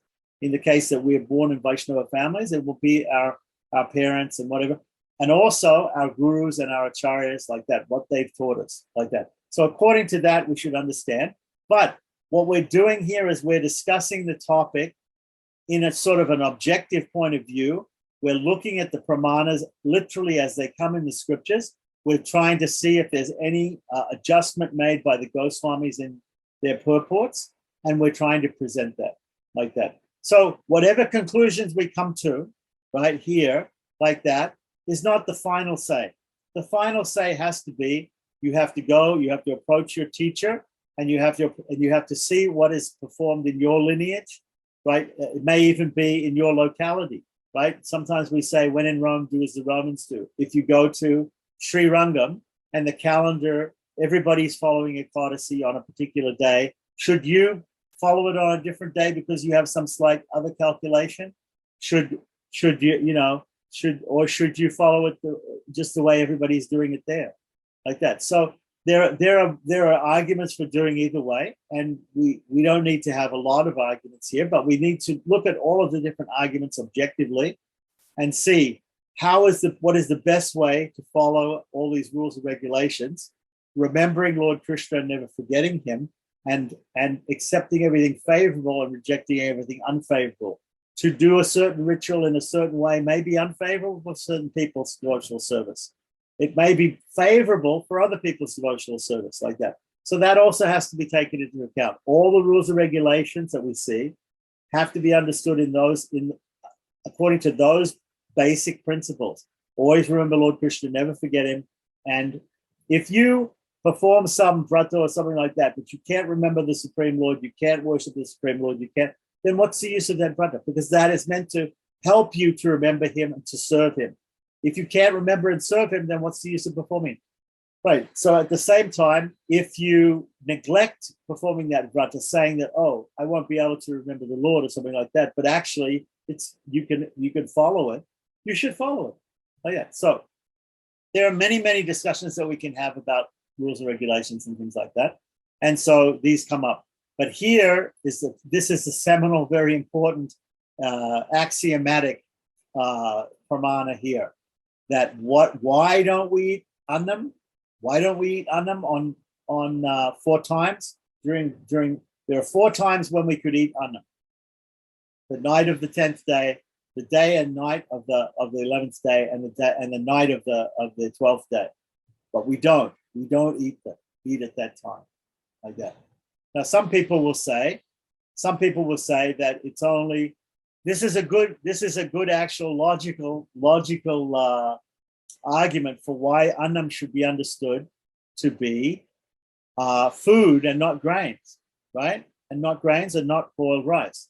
It should be understood to be all food, because the fasting we were just told that the fasting is 4 times. Now, if Sanatana Goswami in the purport says that only on Ekadasi we have to follow this rule, then we understand, because here this says here that the sin is only in the food on Ekadasi. So people are fasting on the night for the evening meal of Dasami. They're fasting the evening meal of Dwadasi, according to this prescription. But they're not fasting because the food has sin in it on those days. The sin is only in the food, or take shelter of the food on Ekadasi, according to this verse, right? So what is the reason for fasting on the night of Dasami and the night of Dwadasi, right? The reason is because it's described like that. That is the Vrata. That's the way to perform the Vrata. So just because sin is there on a particular day in food, like Ekadasi, is not the real reason why we fast. The real reason why we fast is because the fast is said to be not taking food 4 times. We don't take food the night of Dasami. We don't take food the day of Ekadasi. We don't take food the night of Ekadasi, and we don't take food the night of Dwadasi. Apart from that, we take food. So that's a good example of how what we're talking about here when we talk about annam is food, and not necessarily these other definitions of grains or even of cooked rice. Okay, so let's continue on. Text 20. Text 20. One who eats grains on Ekadasi eats all the sins of this world. Right? So what does it say? Yeah, okay, good. Now, text 21 in Skanda Purana, it says, one who eats grains on Ekadasi commits the sin of killing his mother. Right? So here it says Matri Pitri, so it's going to be the father too. Father, brother, Bratri, right? Guru, spiritual master. So eating, let's not say grains, annam. Let's just say annam. If you eat annam on Ekadasi, annam, whatever that is, we are yet to exactly hone in exactly what it is, right? If you eat grains if you eat annam on Ekadasi, you kill your father, you kill your mother, you kill your brother, you kill your guru, your spiritual master, right?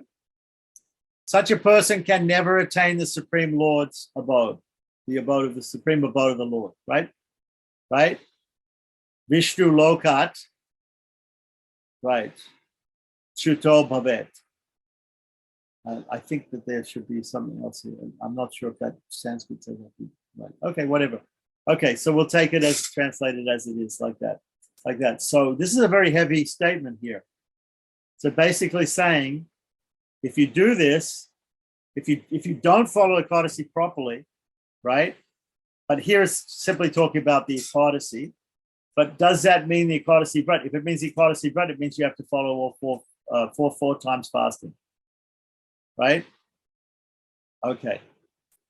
Now, text 22. So whether Ekadasi in this context means the Ekadasi vow, or whether it means that I will talk to my Sanskrit teacher and ask him, right?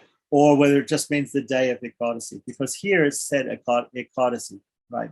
So we can take it literally. We can say it's just the Ekadasi. right? So now, text 22, in the Skanda Purana, in a conversation between Uma or Parvati and Maheshwara or Lord Shiva, right? It said, O Mahadevi. So Lord Shiva is talking to his wife, O Mahadevi, the Yamadutas, the messengers of Yamaraj, the god of death, right?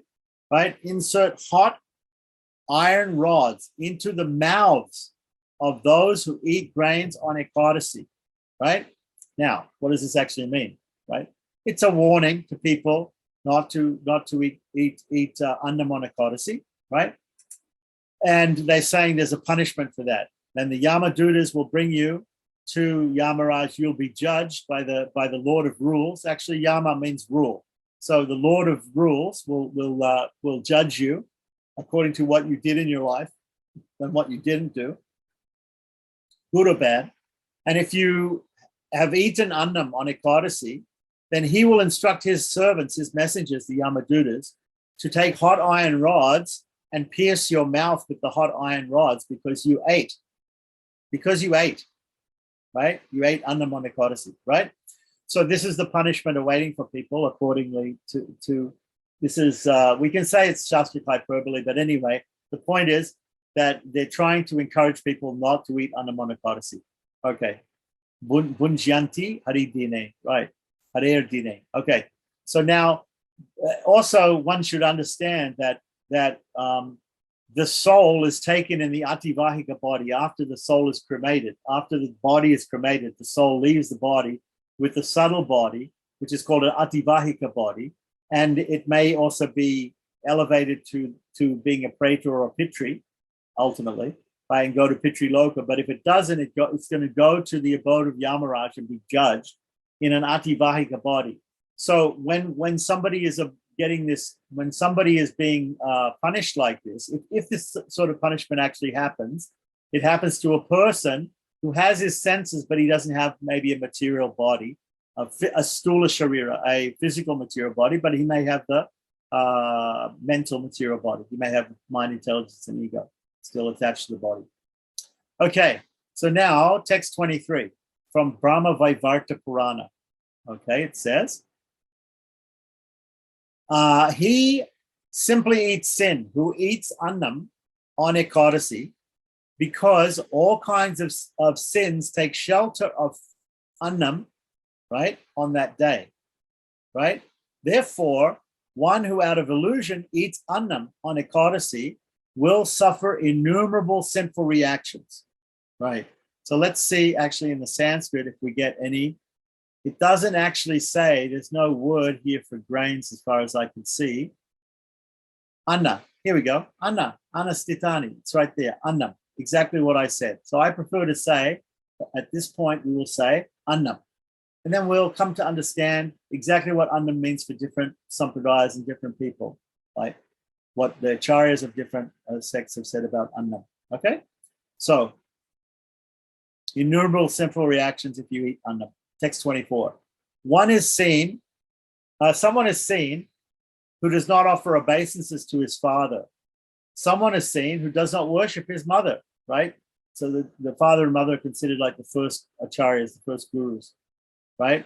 Right? Atiti Matri Deva, Pitri Deva, the mother and the father to be treated like God. Acharya Deva, right? The spiritual master, the guru, the teacher is supposed to be treated like God, right? And Atiti Deva, the guest, the unexpected guest, the Atiti is to be treated like God, right? Okay, so somebody may not offer obeisances or respects to his father. Someone may not offer respects or worship his mother. Someone is maybe seen to blaspheme even the Vedas, right?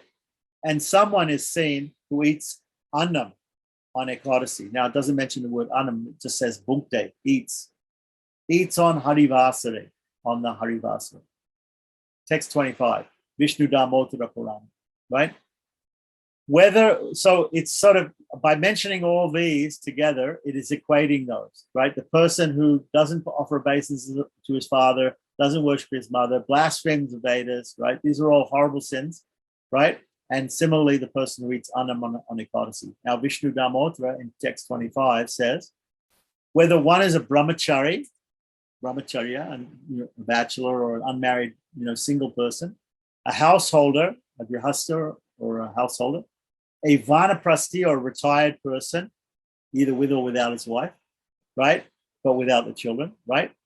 And or a sannyasi, a recluse or a mendicant or a renounced person, right? Before the time of death. He who eats annam, right? On Ekadasi, it is like eating cow's meat. It's like eating cow's meat, right? So here we have brahmacharya grihastha, va means or, vanaprastha, va, right? Yati va, right? So yati means sannyasi, vanaprastha, okay. It certainly if he eats and enjoys, if he eats on Ekadasi, he is enjoying, he's eating only cow gomamsam. He is certainly to be known as a person who is eating cow meat. That person. Okay? All right, very heavy for that person who eats annam on Ekadasi. Text 26. There are arrangements for atonement for sinful activities. Right? So sometimes you perform a sin, right? Here it's mentioned that Ekadasi is like performing all sins if you break Ekadasi by eating annam, right? On Ekadasi. Such as the killing of a brahmana, drinking wine, right? There's different types of wine that can be drink, and there are different levels of sin for drinking different types of intoxication. So, for example, the Kshatriyas also could take a type of intoxication. You see the honey wine or the honey beer that they would drink called mead, or otherwise known as varuni, is a type of wine or beer or something like that, which is not very intoxicating. And then you might have distilled liquors, something which is very, very heavily alcoholic, like that, which is considered it's called surapana, drinking of distilled liquors. Like that. That is considered a greater sin. Okay? So drinking wine here, let's see what the Sanskrit says here. Surapasya. Okay, Surapasya means it's the drinking liquor, hard liquor. So it's not really drinking wine. It's more like drinking heavy alcohol, Okay, so then killing of Brahmana, drinking wine, stealing, right? These are all considered mahapapas. Right, one of the five great sins, right? Right. So there's atonements that you can do for that. If you drink, if you drink alcohol, if you drink, or if you take in other type of intoxication like that, or if you steal, right, or if you even if you kill a Brahmin, there's some intoxication. There's some prayaschitta or atonement that you can do to be relieved from the sinful reaction to that. Right. It may involve giving up your life in this life, but if it's very difficult, but there is definitely atonement that you can do to stay away from the sinful reactions to that, right? But there is no atonement prescribed for a person who eats annam on Ekadasi. See what it says here? Okay, this is very heavy. Okay, so now we keep going. Text 27. A king generally only king, generally only the person who commits sinful activities goes to hell. Right? Generally, that's we would say that's normally true, right? Somebody performs a sin, right? Or somebody performs a pious activity, he goes to heaven. Nobody else goes to heaven because of his pious activity. And if he commits a sin, he goes to hell, right? He has to suffer the sinful reaction. That person who did that sin, right? So it says here, generally the person who commits the sinful activities goes to hell.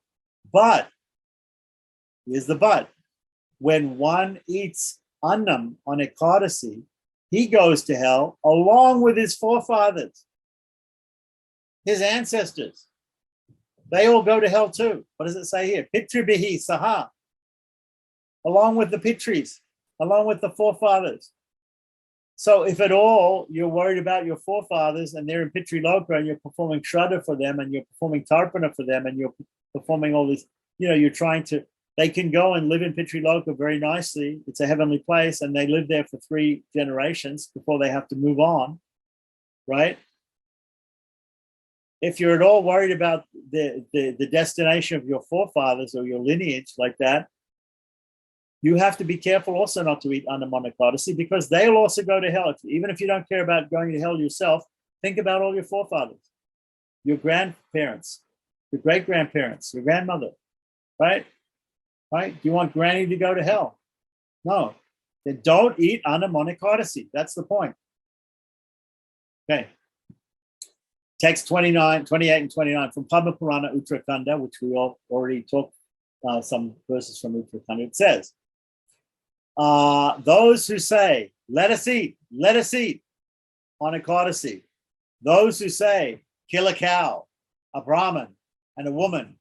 And those who say, let us drink, let us get intoxicated, let us drink wine, certainly degrade themselves. So these are all considered sinful statements by people, encouraging sinful activity.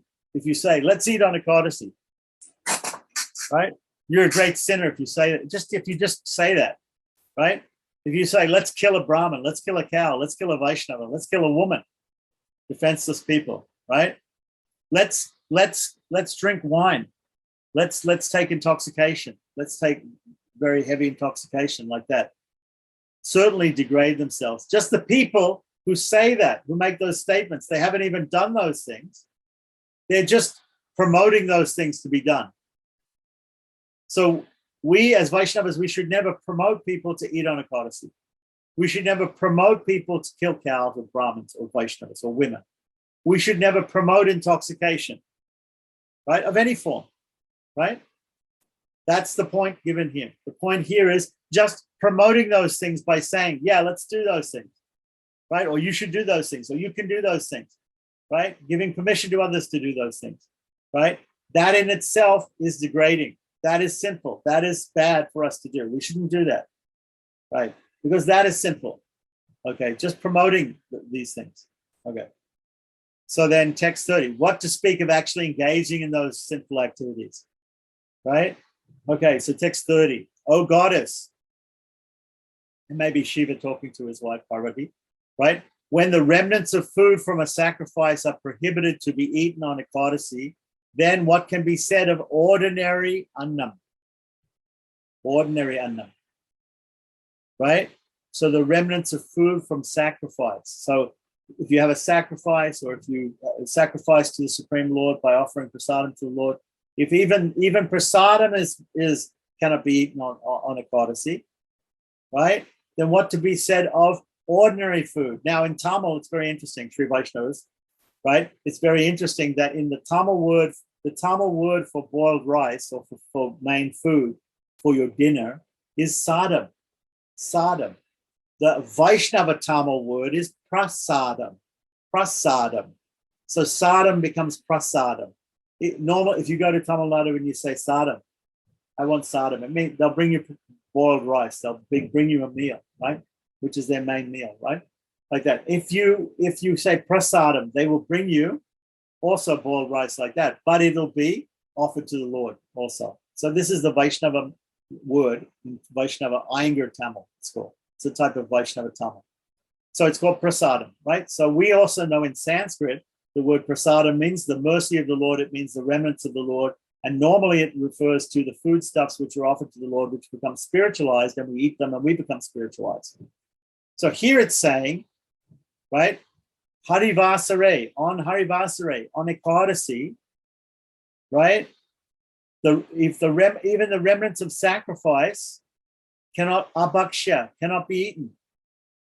What to speak of, right? Ordinary anna. What to speak of anna? Ordinary anna.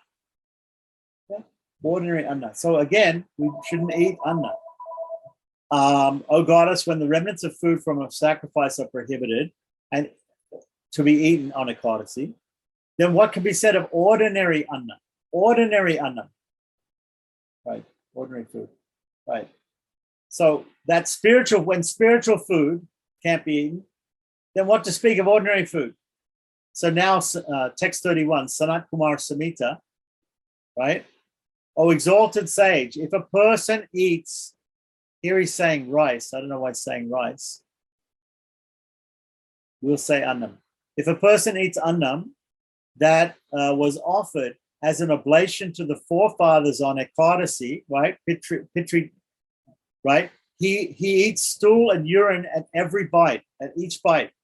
Okay, so let's talk about this for a second, right? So we have this on Ekadasi, right? Shraddha Bhunkte Naro. Okay, so in the Shraddha ceremony, if you do Shraddha, when you do the Shraddha ceremony, there are different types of Shraddhas. Okay, so for instance, there's a thing called Hiranya Shraddha where you just give money or give gifts to a Brahmin or whatever. There's different types. There's Nandi Shraddha. There's so many different types of Shraddha. Okay, but Shraddha basically is the worship of the Pitris or the forefathers, meaning the foremothers also, like that, who are considered to be 3 generations situated in Pitri Loka, right? And we call Brahmins to come and to represent the Vaishnavas and Vasu, Rudra, Aditya, different devatas, and also Lord Vishnu. And we feed those brahmanas with full meal and everything like that at a Shraddha ceremony, an annual Shraddha ceremony. Or we do other ceremonies where we offer pinda balls, which are balls of rice, balls of cooked rice we offer to the forefathers like that. Okay, so in each case, we're talking about offering rice like that, or foodstuffs. We're feeding Brahmins who represent certain devatas and certain pitris. There are pitri devatas and there are non-pitri devatas. So we have to discuss all about that, right? So the person who does that on Harivasara, on Ekadasi, person who does Shraddha like that, where they feed people or they offer pinda to the forefathers, right? And then afterwards eats that remnants of that, right? He eats stool and urine at every bite. It's not considered to be prasadam after it's offered like that. Of course, Vaishnavas, we usually offer this food to Lord Vishnu before we offer it to the forefathers, right? But taking of the remnants in the Shraddha ceremony on Ekadasi is forbidden for Vaishnavas. Now, there are some Vaishnavas who do perform Shraddha, and I will talk to my Sanskrit teacher, Dr. Tirunarayan and Sri Rangam about this, because Vadagalai Sri Vaishnavas, right, and Smartas, who are not Vaishnavas, right, will perform Shraddhas on Ekadasi if the actual day of the Shraddha ceremony is supposed to be on Ekadasi. Now, when they do that, they have to use food. They have to use grains. They have to use rice, like that, annam. So how do they substantiate that? I have to talk to him about that. But there are some Vaishnavas who do perform Ekadasi Shraddha, right? And then take the remnants of that as well. But there are other Vaishnavas like the Tengalai Sri Vaishnavas, the Southern School, the Madhvas, the Gaudiyas, and many other Vaishnavas who will not perform Shraddha on Ekadasi. So this is understood here. The reason why we don't is because of this verse. This verse from Sanat Kumar Samhita, and maybe there's some other verses like this too, is saying that we should not take anna, even if we're supposed to take anna, because we have to perform. See, there's another thing. This Ekadasi Vratam is a Naimitika. It's an occasional vow. It comes up. So it comes up twice a month. Ekadasi comes at the 11th day.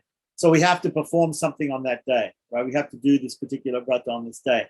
What happens if another thing, which has to be performed on that day, right, comes up? Like the Shraddha. If the Shraddha ceremony for one of our ancestors comes up and it happens to fall on Ekadasi, then how do we deal with that? This is our first understanding, our first verse, which is telling us that even if your Shraddha ceremony for your ancestor comes on Ekadasi, you can't take the remnants. And in fact, you don't even perform the Shraddha. You have to postpone the Shraddha till the next day. Now, there are some differences amongst Vaishnavas for that. Like I said, the northern school of Sri Vaishnavism, the Kanchi school, the Vadagalai Sampradaya, they will perform it on Ekadasi. Whether they take the annam later on or not as prasadam, I don't know, and we'll have to find out. But the southern school, the Tengalai Sri Vaishnavas, the the Madhva Sampradaya, the Gaudiya Sampradaya, and probably the Nimbarka and the Vallabha Sampradaya, they don't, right? There may be some Sampradayas that don't follow Ekadasi, like Hari Vallabha Sampradaya, right? The what's it called? The Harivamsis, the people who follow Harivamsis, Radha Vallabha Sampradaya. It's not part of Gaudiya Sampradaya, but it's said to be an offshoot. Some people say it's an offshoot, but it's not, according to them, right? So they're Vrata Balava Sampradaya. They don't follow Ekadasi. Okay. But for everybody else who follows Ekadasi, all the other Vaishnavas, normally Shraddha is not performed. Only the Wadagalai, the northern school of Sri Vaishnavas, they do perform Shraddha on. So there's a slight difference. There's a slight difference here, okay? Because we have to decide whether Hari's day, right, Ekadasi, Vrata, trumps is a higher scriptural, rule, or doing the Shraddha is more important. So for some people who are more attached to the Varnashram system, right, the Varnashram system and the rules of the Shmiti, they will say, no, the Shraddha is more important because it says you have to perform the Shraddha on the exact lunar day, the exact tithi that the person passed away, right? So those people will say that's in the Smriti Shastra. So therefore, all this Vaishnava stuff of not eating annam on Ekadasi is a lower rule for them. But for most Vaishnavas, the Vaishnava rule is higher than the Varnashram rule. So this is an example.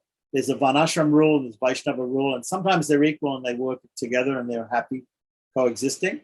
And sometimes one will outperform the other. Usually for Vaishnavas, the Vaishnava rule is much more important and supersedes the Smarta rule or the Varnashram rule.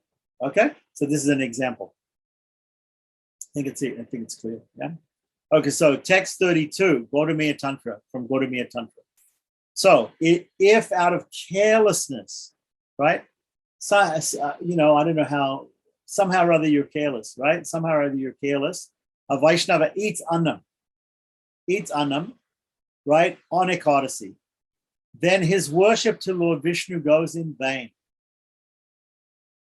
And he will be degraded to a hellish condition of life. Okay, so here it says, above, we've been talking about people specifically breaking Ekadasi, maybe on purpose. But here it's saying, due to carelessness, even if by accident you break Ekadasi, even by accident if you eat annam on Ekadasi, your worship to the Lord will go in vain, and you will be degraded to a hellish condition of life. Whether that actually means going to hell or just in this world, I don't know. But this is what it's saying. It actually mentions Narakam. Narakam means hell. Okay. Okay, so text 33 from Vishnu Rahasya. If someone breaks, so this is the point. The point is, even someone will say, oh, well, I broke Ekadasi, unfortunate, but I didn't know. I didn't know it was Ekadasi, or by mistake, or I was careless and I forgot and I ate some annam like that. Oh, sorry, too bad. This is the scripture that says to you, your worship of Lord Vishnu goes in vain. You go to hell. Right? Okay, pretty heavy. Right. So this is how important it is, and this is why they give you these scriptures. They're trying to impress upon you how important it is to observe this vrata. Now, from Vishnu Rahasya, text 33, it says, if someone breaks the vow of Dwadasi vrata, right? Well, what is Dwadasi vrata? Well, like I said, some people say that there are two vratams. There's the Ekadasi vratam and then the Dwadasi vratam. The Dwadasi vratam is the 3 days fasting. The Ekadasi vratam is just the 1 day fasting. Some people say like that. We have to see exactly what the Goswamis say about that idea. But here, specifically, the word Dwadasi is being used in the Sanskrit, and it says Dwadasi vratam. So what does it mean, Dwadasi vratam? What is the vratam that we do on a Dwadasi? We have to complete the Ekadasi vratam by taking food on the Dwadasi. But we also have to do vratam. If you're considering vratam to be some sort of tapasya or austerity, you have to also not eat on the night of Dwadasi, on the 12th day, right? Although we don't know whether that applies to all Vaishnavas or just people who want some material benefit. We have to find that out. Okay, so we'll find that out. Don't worry. So then if someone breaks the vow of Dwadasi, by not following the prescribed rules and regulations, then he will become subjected to torments in the hell known as Raurava. Raurava you can read about in the 5th canto of the Bhagavatam. You can read about all the different names of all the different hells. right? So there's one called Rorava. So usually Rorava, I think, for people who eat abominable things like meat or whatever it is, they go to the Rorava of hell. Okay? So text 34. The faults described regarding widows. Here's another point. Some people in some societies, they say, okay, you have to follow a codicy. Everybody has to follow a codicy except widows. When a woman becomes older and becomes a widow, she becomes widowed, then she doesn't have to follow it. We can see this in Chaitanya Charitamrita, in the story of Lord Chaitanya. When Lord Chaitanya was young, his mother, Sachi-Devi, she became a widow. His father died, right? So he requested personally, Chaitanya Mahaprabhu personally requested his mother not to follow the normal etiquette in Bengal society at that time, which was that widows don't have to follow a codicy. That was the system. Widows do not have to follow a codicy. Your husband is dead, you don't have to follow a codicy, right? You don't have to follow that button. He personally, Lord Chaitanya, requested his mother, Sachi-Devi. You can look it up in Chaitanya Charitamrita. I request you, mother, to follow a codicy. He requested his mother, who was a widow, to follow a codicy. So for Gaudiya Vaishnavas, there's no question. Maybe in other communities, other Vaishnava communities, they might have a question. But for Gaudiya Vaishnavas, there's no question. Widows also have to follow the codicy. Here in Katyayana Smriti, it's stated, a widow who eats annam on Ekadasi loses all her piety and suffers the sinful reactions of killing an embryo every day of her life. Having an abortion every day of her life, right? Now, I don't know what the brun, we have to look up this word brun, what it actually means. He's translated as embryo, I think. So let's just look at the dictionary for a second.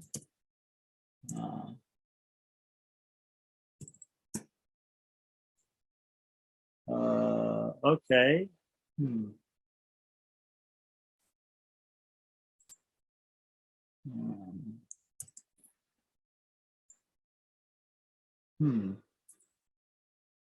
Yeah, well, okay. It could mean embryo, could be an embryo, right? In the dictionary. It could also be a child or a boy. Right, okay. Yeah. Okay.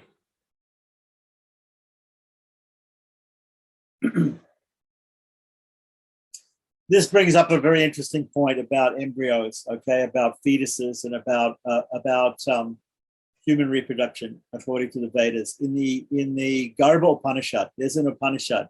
The Upanishads are considered to be the highest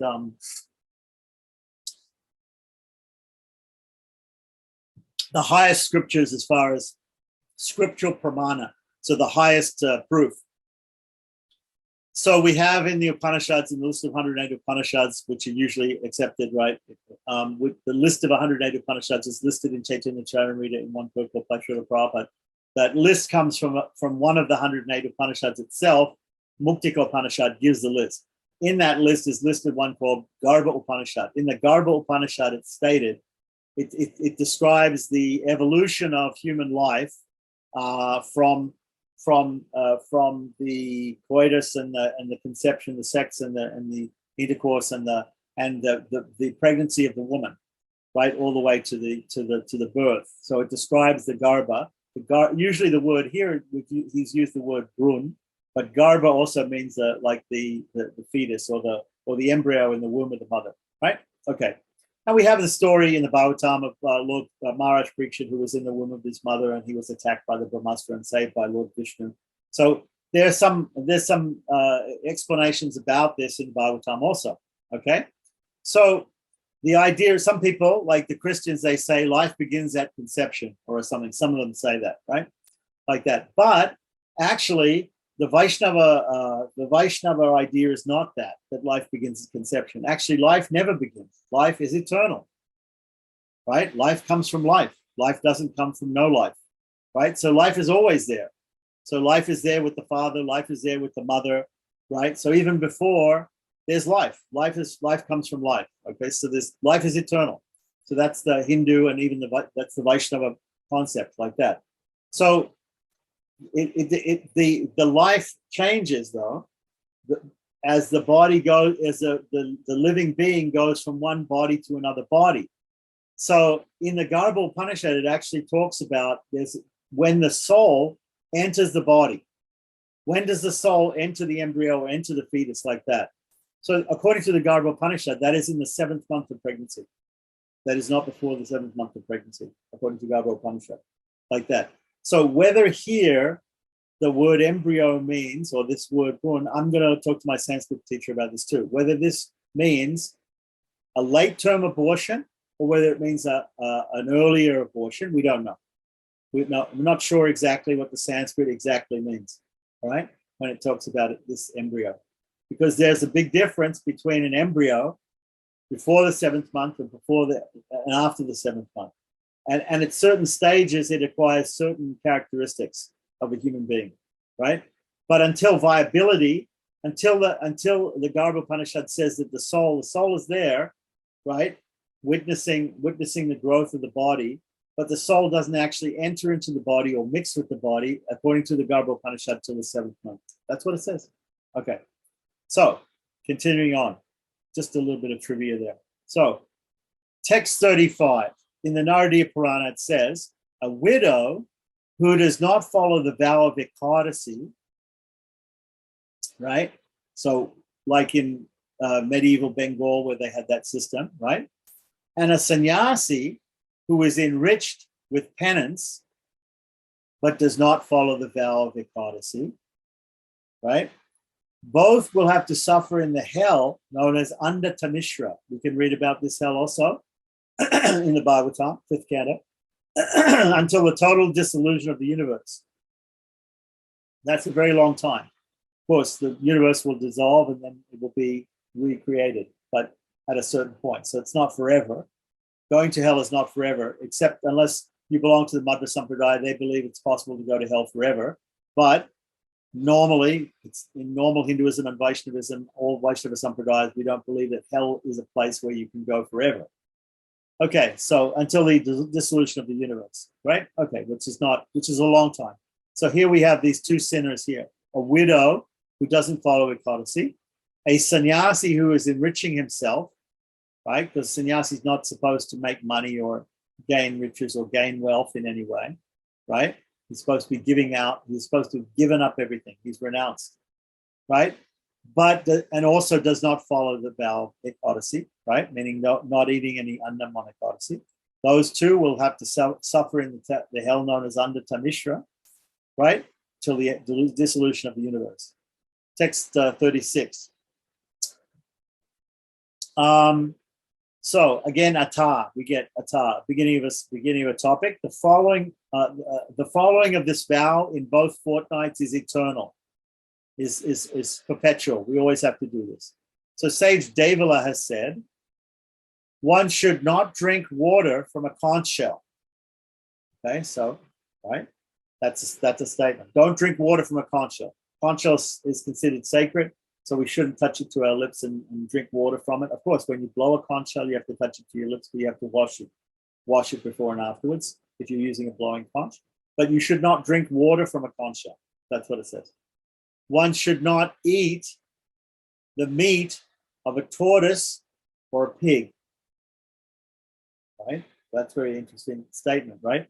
If we remember back to the second Vilas, in the second Vilas, there was a description of the initiation ceremony, right? The Diksha ceremony, Vaishnava Diksha ceremony, and there were 108 or 106 or 104, I think 104 rules that were said in the scripture to be that the guru had to tell the disciples to follow these 104 rules.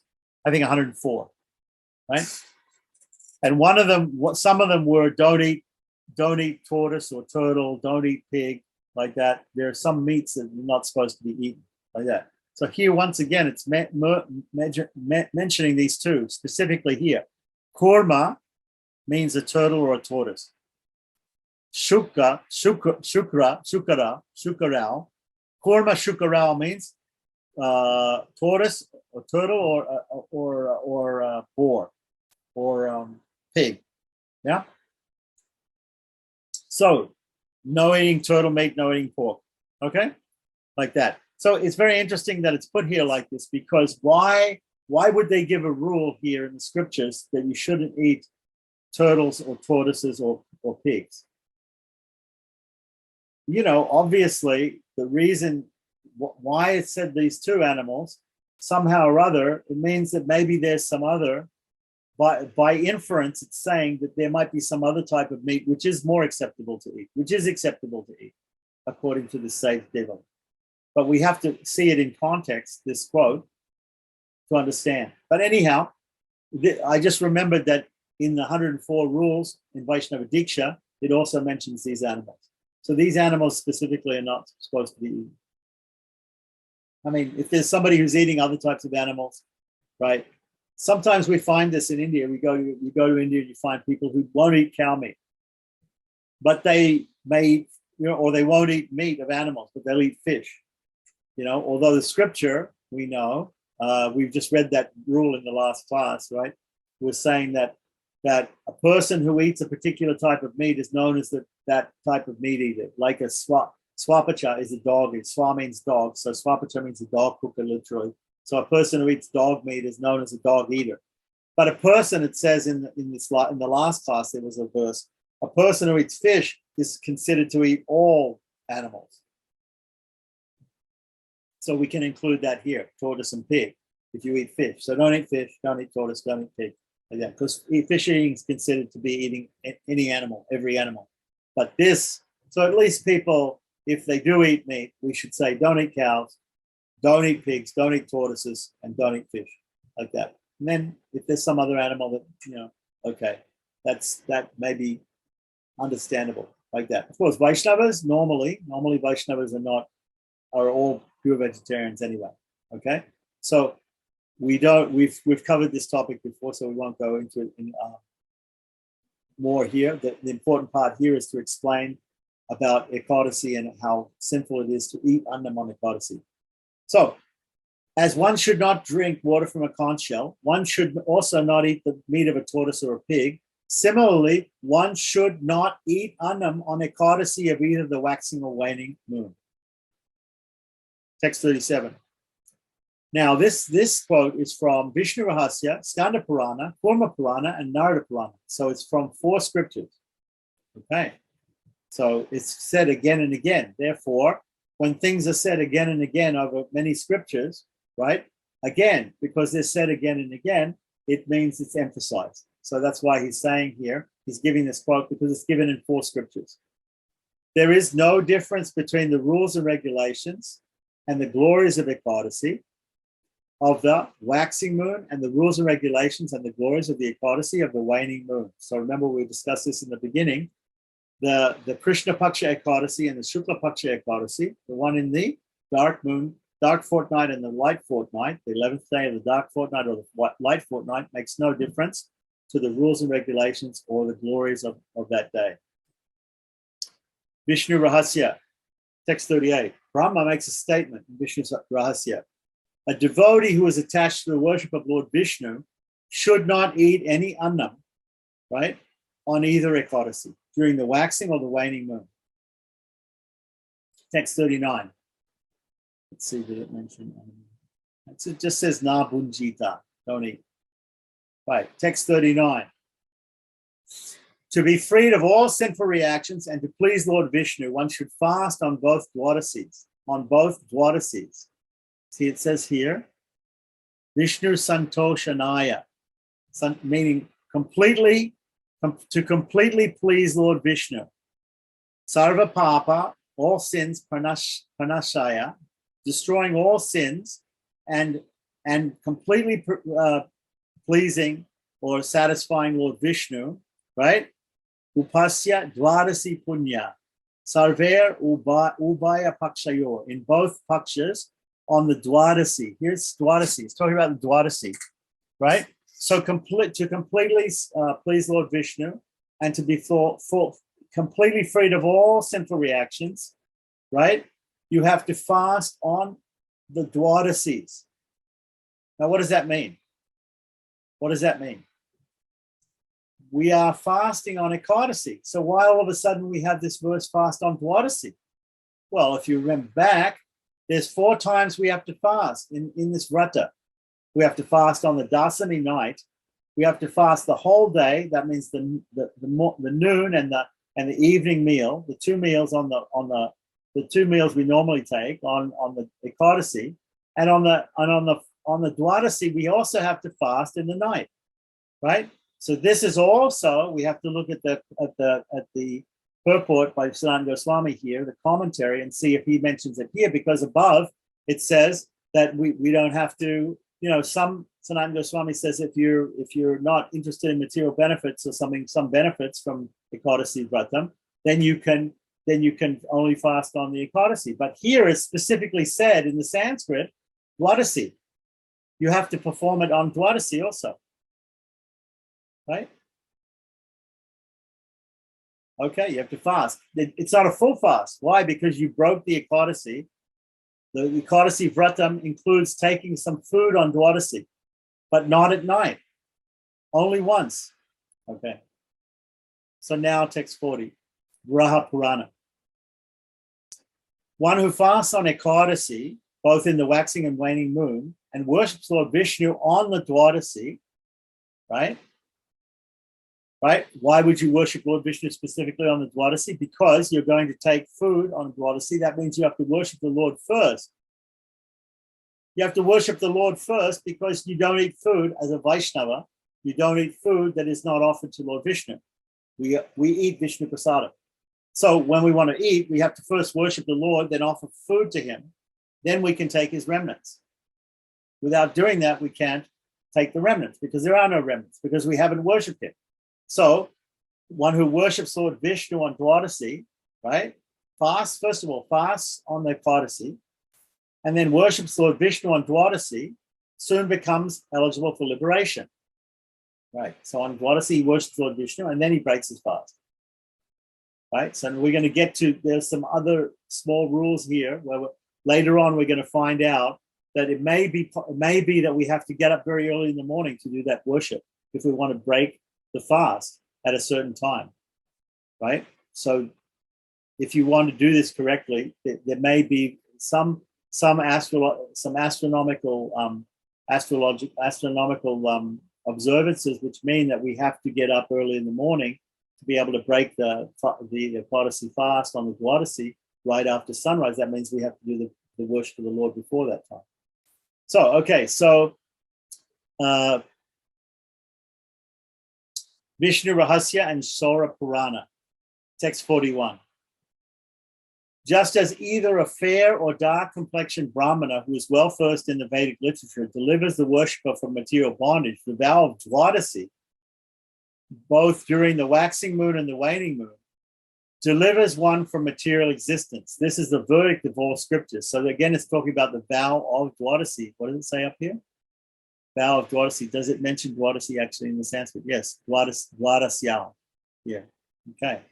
So again, I'm going to talk to my Sanskrit professor, Dr. Tirunarayan and Sri Rangam, about the differences between Ekadasi and Dwadasi Vratam. Because the way it's being presented here in the scriptures is that they're 2 separate ways of performing the Vrata. Or there may be 2 separate vows, right?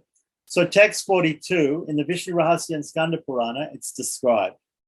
It's stated, just as the cake of black and white sesame seeds appear similar, right? So if you have a cake of black sesame seeds, a cake of white sesame seeds, they're both sesame seeds. So the taste will be similar, right? They'll be the same, similar. Just as the milk of a black and white cow look the same, right? Milk of black cow, get white milk. Milk of white cow, you get white milk. So the milk is indistinguishable, right? The piety of the 2 Dwadasis of the waxing and waning moon, and it says here Dwadasi, not Ekadasi, right? Are considered equal. Right. So text 43. Just as a solar eclipse and lunar eclipse are both considered auspicious, right? Punyal. They're auspicious for some things. Solar and lunar eclipse, right? According to great sages, the piety derived from observing the vow of Dwadasi in both the waxing and waning moon is very pleasing to Lord Vishnu. Text 44. O king, as a black cow, black sesame seeds, and black complexioned brahmana are never to be considered faulty simply on the basis of their color. Ekadashi during the waxing moon or the waning moon are equally important. Both must be strictly observed. Text 45. Just as the compilers of scriptures have declared that both Lord Vishnu and Lord Shiva are deserving of worship, Dwadasi of the waxing moon and the waning moon are both worshipable. Right. So in the scriptures, it says that Lord Vishnu and Lord Shiva are worshipped. Now, how we worship Lord Shiva is another thing. The Vaishnavas tend to worship Lord Vishnu as the Supreme Lord and Lord Shiva as a great devotee, So that's understandable. So, but both of them can be worshipped in that way, like that. There are some Vaishnavas who specifically they try not to worship other devatas like Lord Shiva, but they only focus on worshiping Vishnu. Sri Vaishnavas are particularly like Ekanta Vaishnavas like that. They're one-pointed, one-purpose Vaishnavas like that. But other Vaishnavas accept Lord Shiva as a great Mahajan, as a great Vaishnava, and therefore he is also worshipable in the same way that we would treat the father, the mother, the teacher, the guest as God. We can also treat him as God because he's like a Mahajan, a great Vaishnava, a Vaishnava Mahasambhu, like that. Okay, so text 46. From Narada Smriti, it says, every devotee of Lord Vishnu who has the ability must observe the vow of Ekadashi. Okay, so that's interesting. If you have the ability to fast and not eat annam, right? During the fortnight of every waxing and waning moon. So if you have the ability, right? So some people may not have the ability. We'll come to that.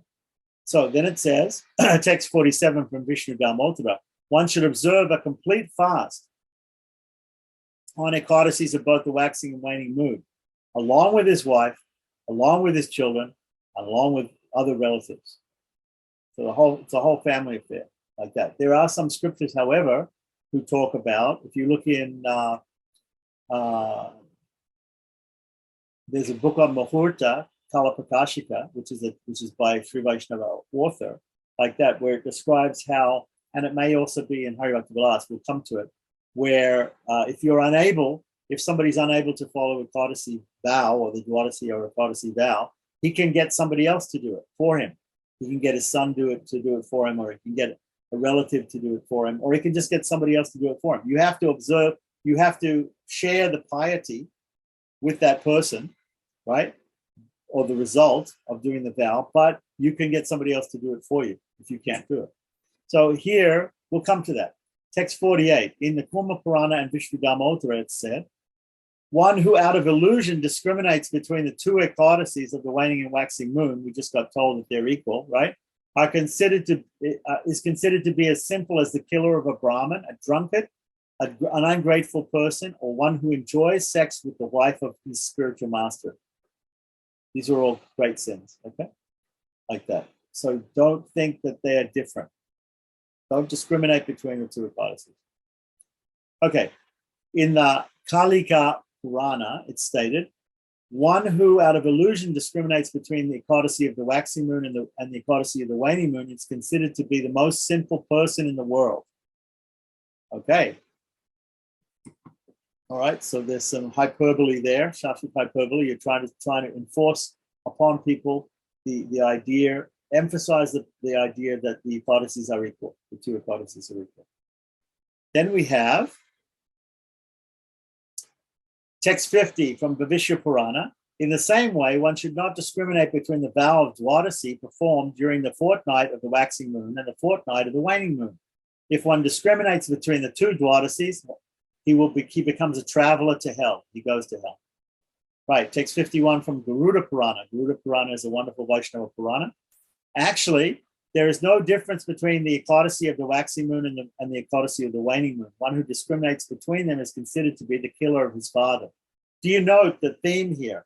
That Ekadashi, that all of these, unlike what we've had before, we have got many scriptural quotes here saying again and again, don't eat on Ekadashi, don't eat annam on Ekadashi, don't discriminate between the waxing and waning moons Ekadashis or Dwadasis, right? Like this. So again and again, it's being impressed upon people as we had that statement that in religious scriptures, sometimes things are repeated, but they're repeated for a meaning because it's so important. So he is really giving a lot of quotes to impress upon all these points. So text 52 in Sanat Kumara has stated, we don't know where from, but maybe from Sanat Kumara Samhita. But anyway, Sanat Kumara has said, I do not find any means of deliverance until the total annihilation of the cosmic manifestation, not just this universe, but the whole cosmic manifestation, for one who discriminates between the two Ekadasis. It's considered such a bad thing. Vishnu Rahasya, text 53 says, one who desires to eternally reside in the abode of Lord Vishnu along with his family should fast on Ekadasis both waxing and waning moon. Although in some scriptures, householders are prohibited to observe the Ekadasi during the waning moon, this is only a temporary prescription for those who desire wealth and children. There is no such restriction for one who regularly observes all Ekadasis. Okay, so that's in brackets. That's not actually given in the verse. So it may be in the purport by Sanatana Goswami. We don't know.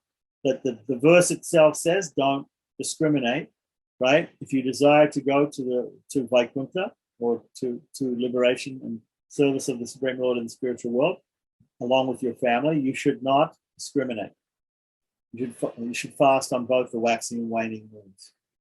Text 54, Tattva Sagara. One who considers the Ekadasi of the fortnight of the waxing moon to be equal to the Ekadasi of the fortnight of the waning moon, finding no difference between them, is certainly to be glorified as a devotee of Lord Vishnu. Very good. So, text 55, Atha, Sankranti, Adavapi Nityatvam, observing the vow pertaining to the day when the sun enters a sign of the zodiac as eternal. Okay, so there's a vow called Sankranti. Sankranti is when the sun goes from one zodiac, one house of the zodiac to another house of the zodiac, like that, right? So it enters into the next month, solar month, right? Like that, usually around the 14th or 15th day of the month of the Gregorian calendar. So in the middle of our months, right? The sun goes from one sign to the next sign, from Gemini to Taurus to whatever it is, like that. I'm sorry, Taurus, Aries, Taurus, Gemini, etc., like that.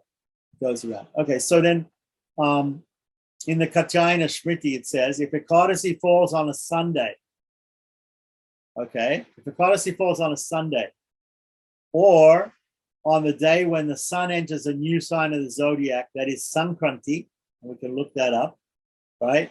We can find all these things on the calendar when we look on the calendar, because the calendar is called Panchangam, and there's 5 things. There are 5 things which are told to us. They're Panchangas, they're 5 limbs, right? The 5 things on the calendar is the Tithi, the lunar day, the Vara, the day of the week, right? So Sunday is the day of the week, right?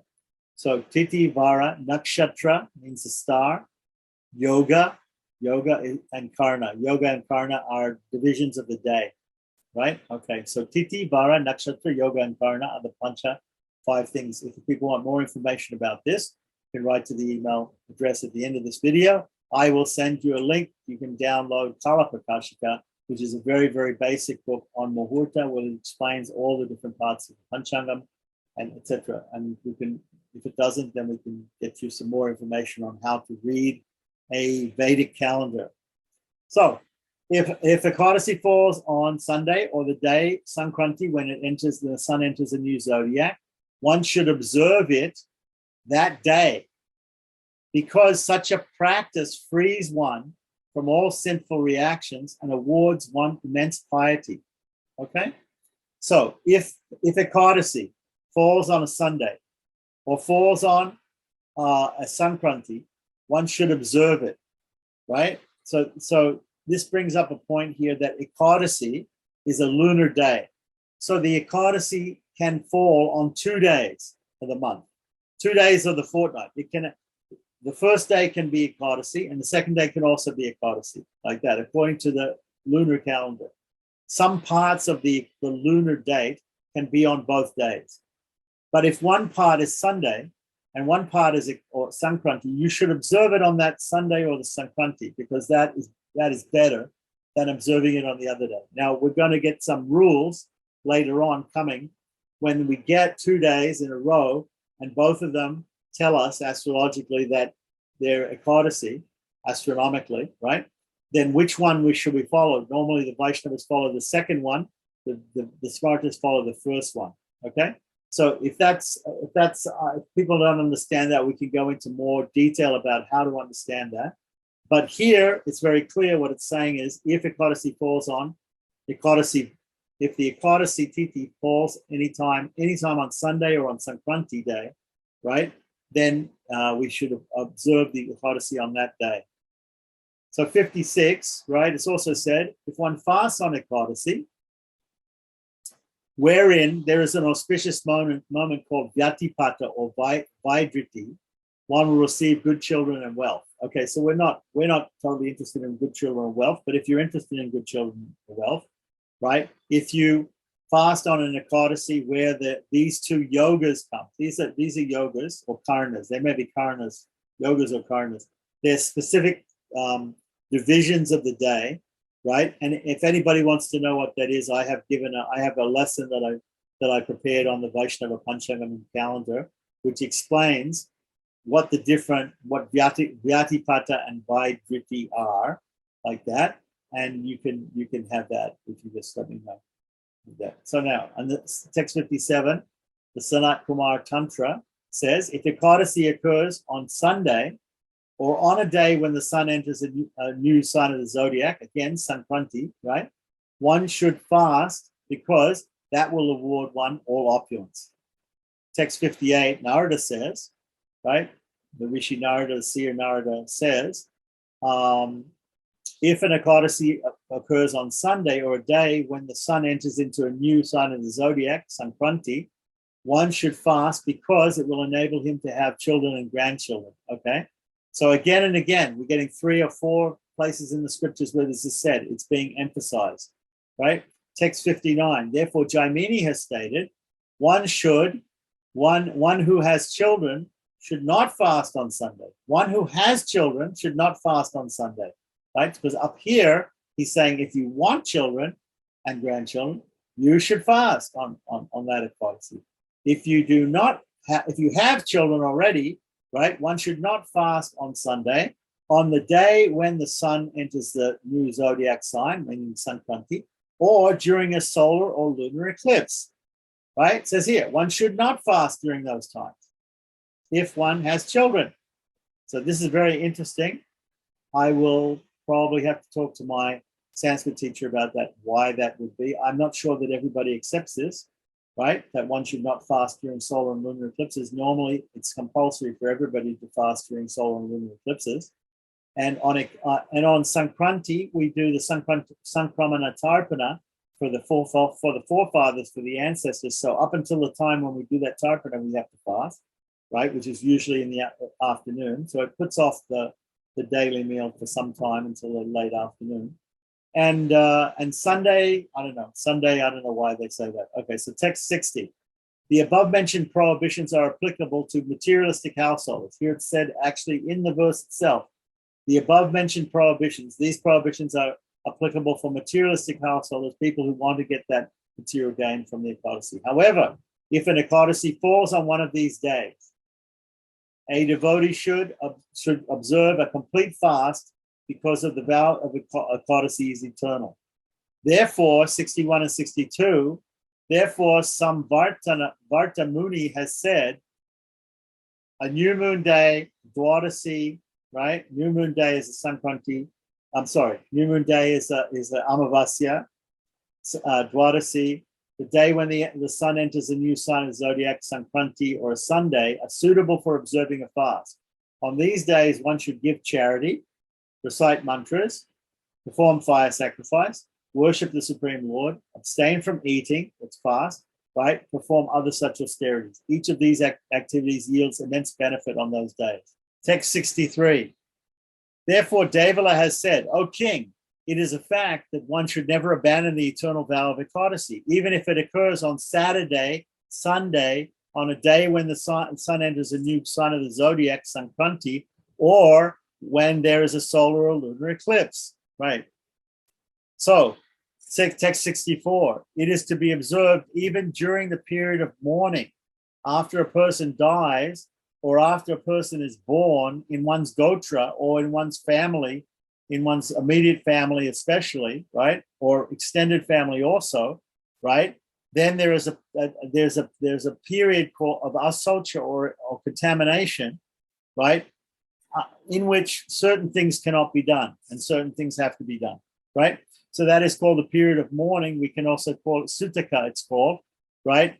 The sutak also refers to the time when the lunar eclipse and solar eclipse are happening during the time of the umbra, not the penumbra, but the umbra, actual clouding of the earth or the moon, right?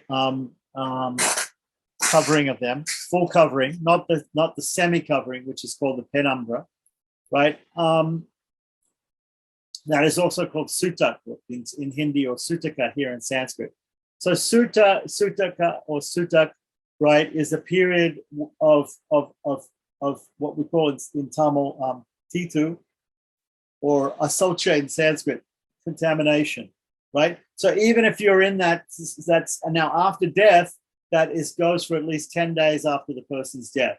So for the first 10 days, including the day of death, for 10 days, right, the person, the karta, or the person who has to perform the funeral rites for his departed relative, right, that person is in a state of contamination, ritual contamination, called asocha or titu, right, in Sanskrit and Hindi. Right, so now we have in Vishnu Rahasya, it's mentioning that even the Ekadasi fasting or the Ekadasi Vrata has to be performed even in that time. So even if one is going through a very difficult period, such as when there is a death of a family member, or if there is cause of rejoicing, such as upon the birth of a child, right? So same thing, 10 days from the birth of a child also. So still, one should never give up the observing the vow of Dwadasi. It specifically says here, does it say Dwadasi? Yeah, Dwadasi Vratam.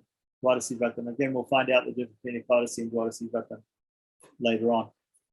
Text 65 in Vraha Purana, it mentions, even when there's a birth of a child in one's family, one should bathe and offer obeisances to Lord Hari and refrain from eating annam on Ekadasi. By doing so, one will not break his vow.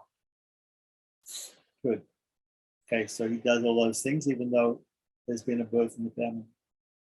Text 66, and therefore it's stated, even during the period of mourning or the period of contamination for death of a family member, one should not eat annam on Ekadasi. The next day, he should bathe and worship Lord Vishnu and then partake of annam. Text 67 in the Padma Purana stated, if there is an Ekadasi during the period when one mourns the death of a family member, one should strictly observe it. One should still strictly observe it strictly. However, one may abstain from other activities such as giving charity or worshiping the Lord. So this is a little bit slightly different understanding in Padma Purana.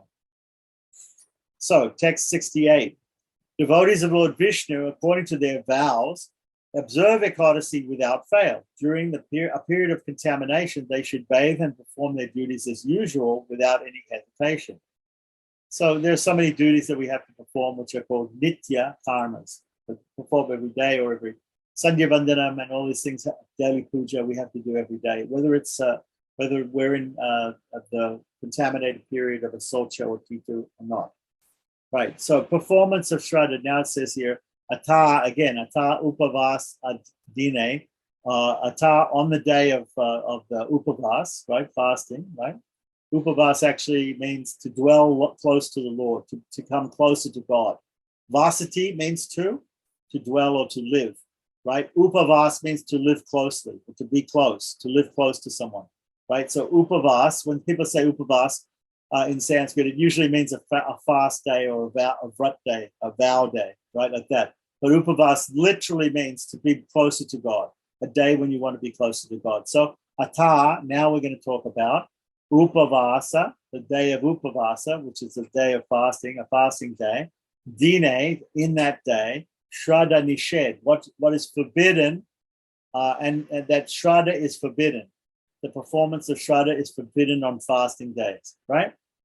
So, in the Pava Purana, in the Pushkara Kanda, which is about the holy place called Pushkara, right? It's stated, O Lord Ramachandra, if a temporary ritual, such as a Shraddha ceremony, you know why they call it a temporary ritual? It's not a temporary ritual, it's just an occasional ritual, Naimitika, okay? Naimitika, if an occasional ritual such as a Shraddha ceremony, which might come in certain times, there are actually 96 Shraddhas that we have to perform every year, but also Sanavati, but 96, but also there are some other times when we do it as well, especially the annual Shraddha ceremony, right? Such as the Shraddha ceremony is scheduled to be performed on Ekadasi or on another fasting day. So not just Ekadasi, another fasting day. One should postpone it and perform it on the next day. Om Namo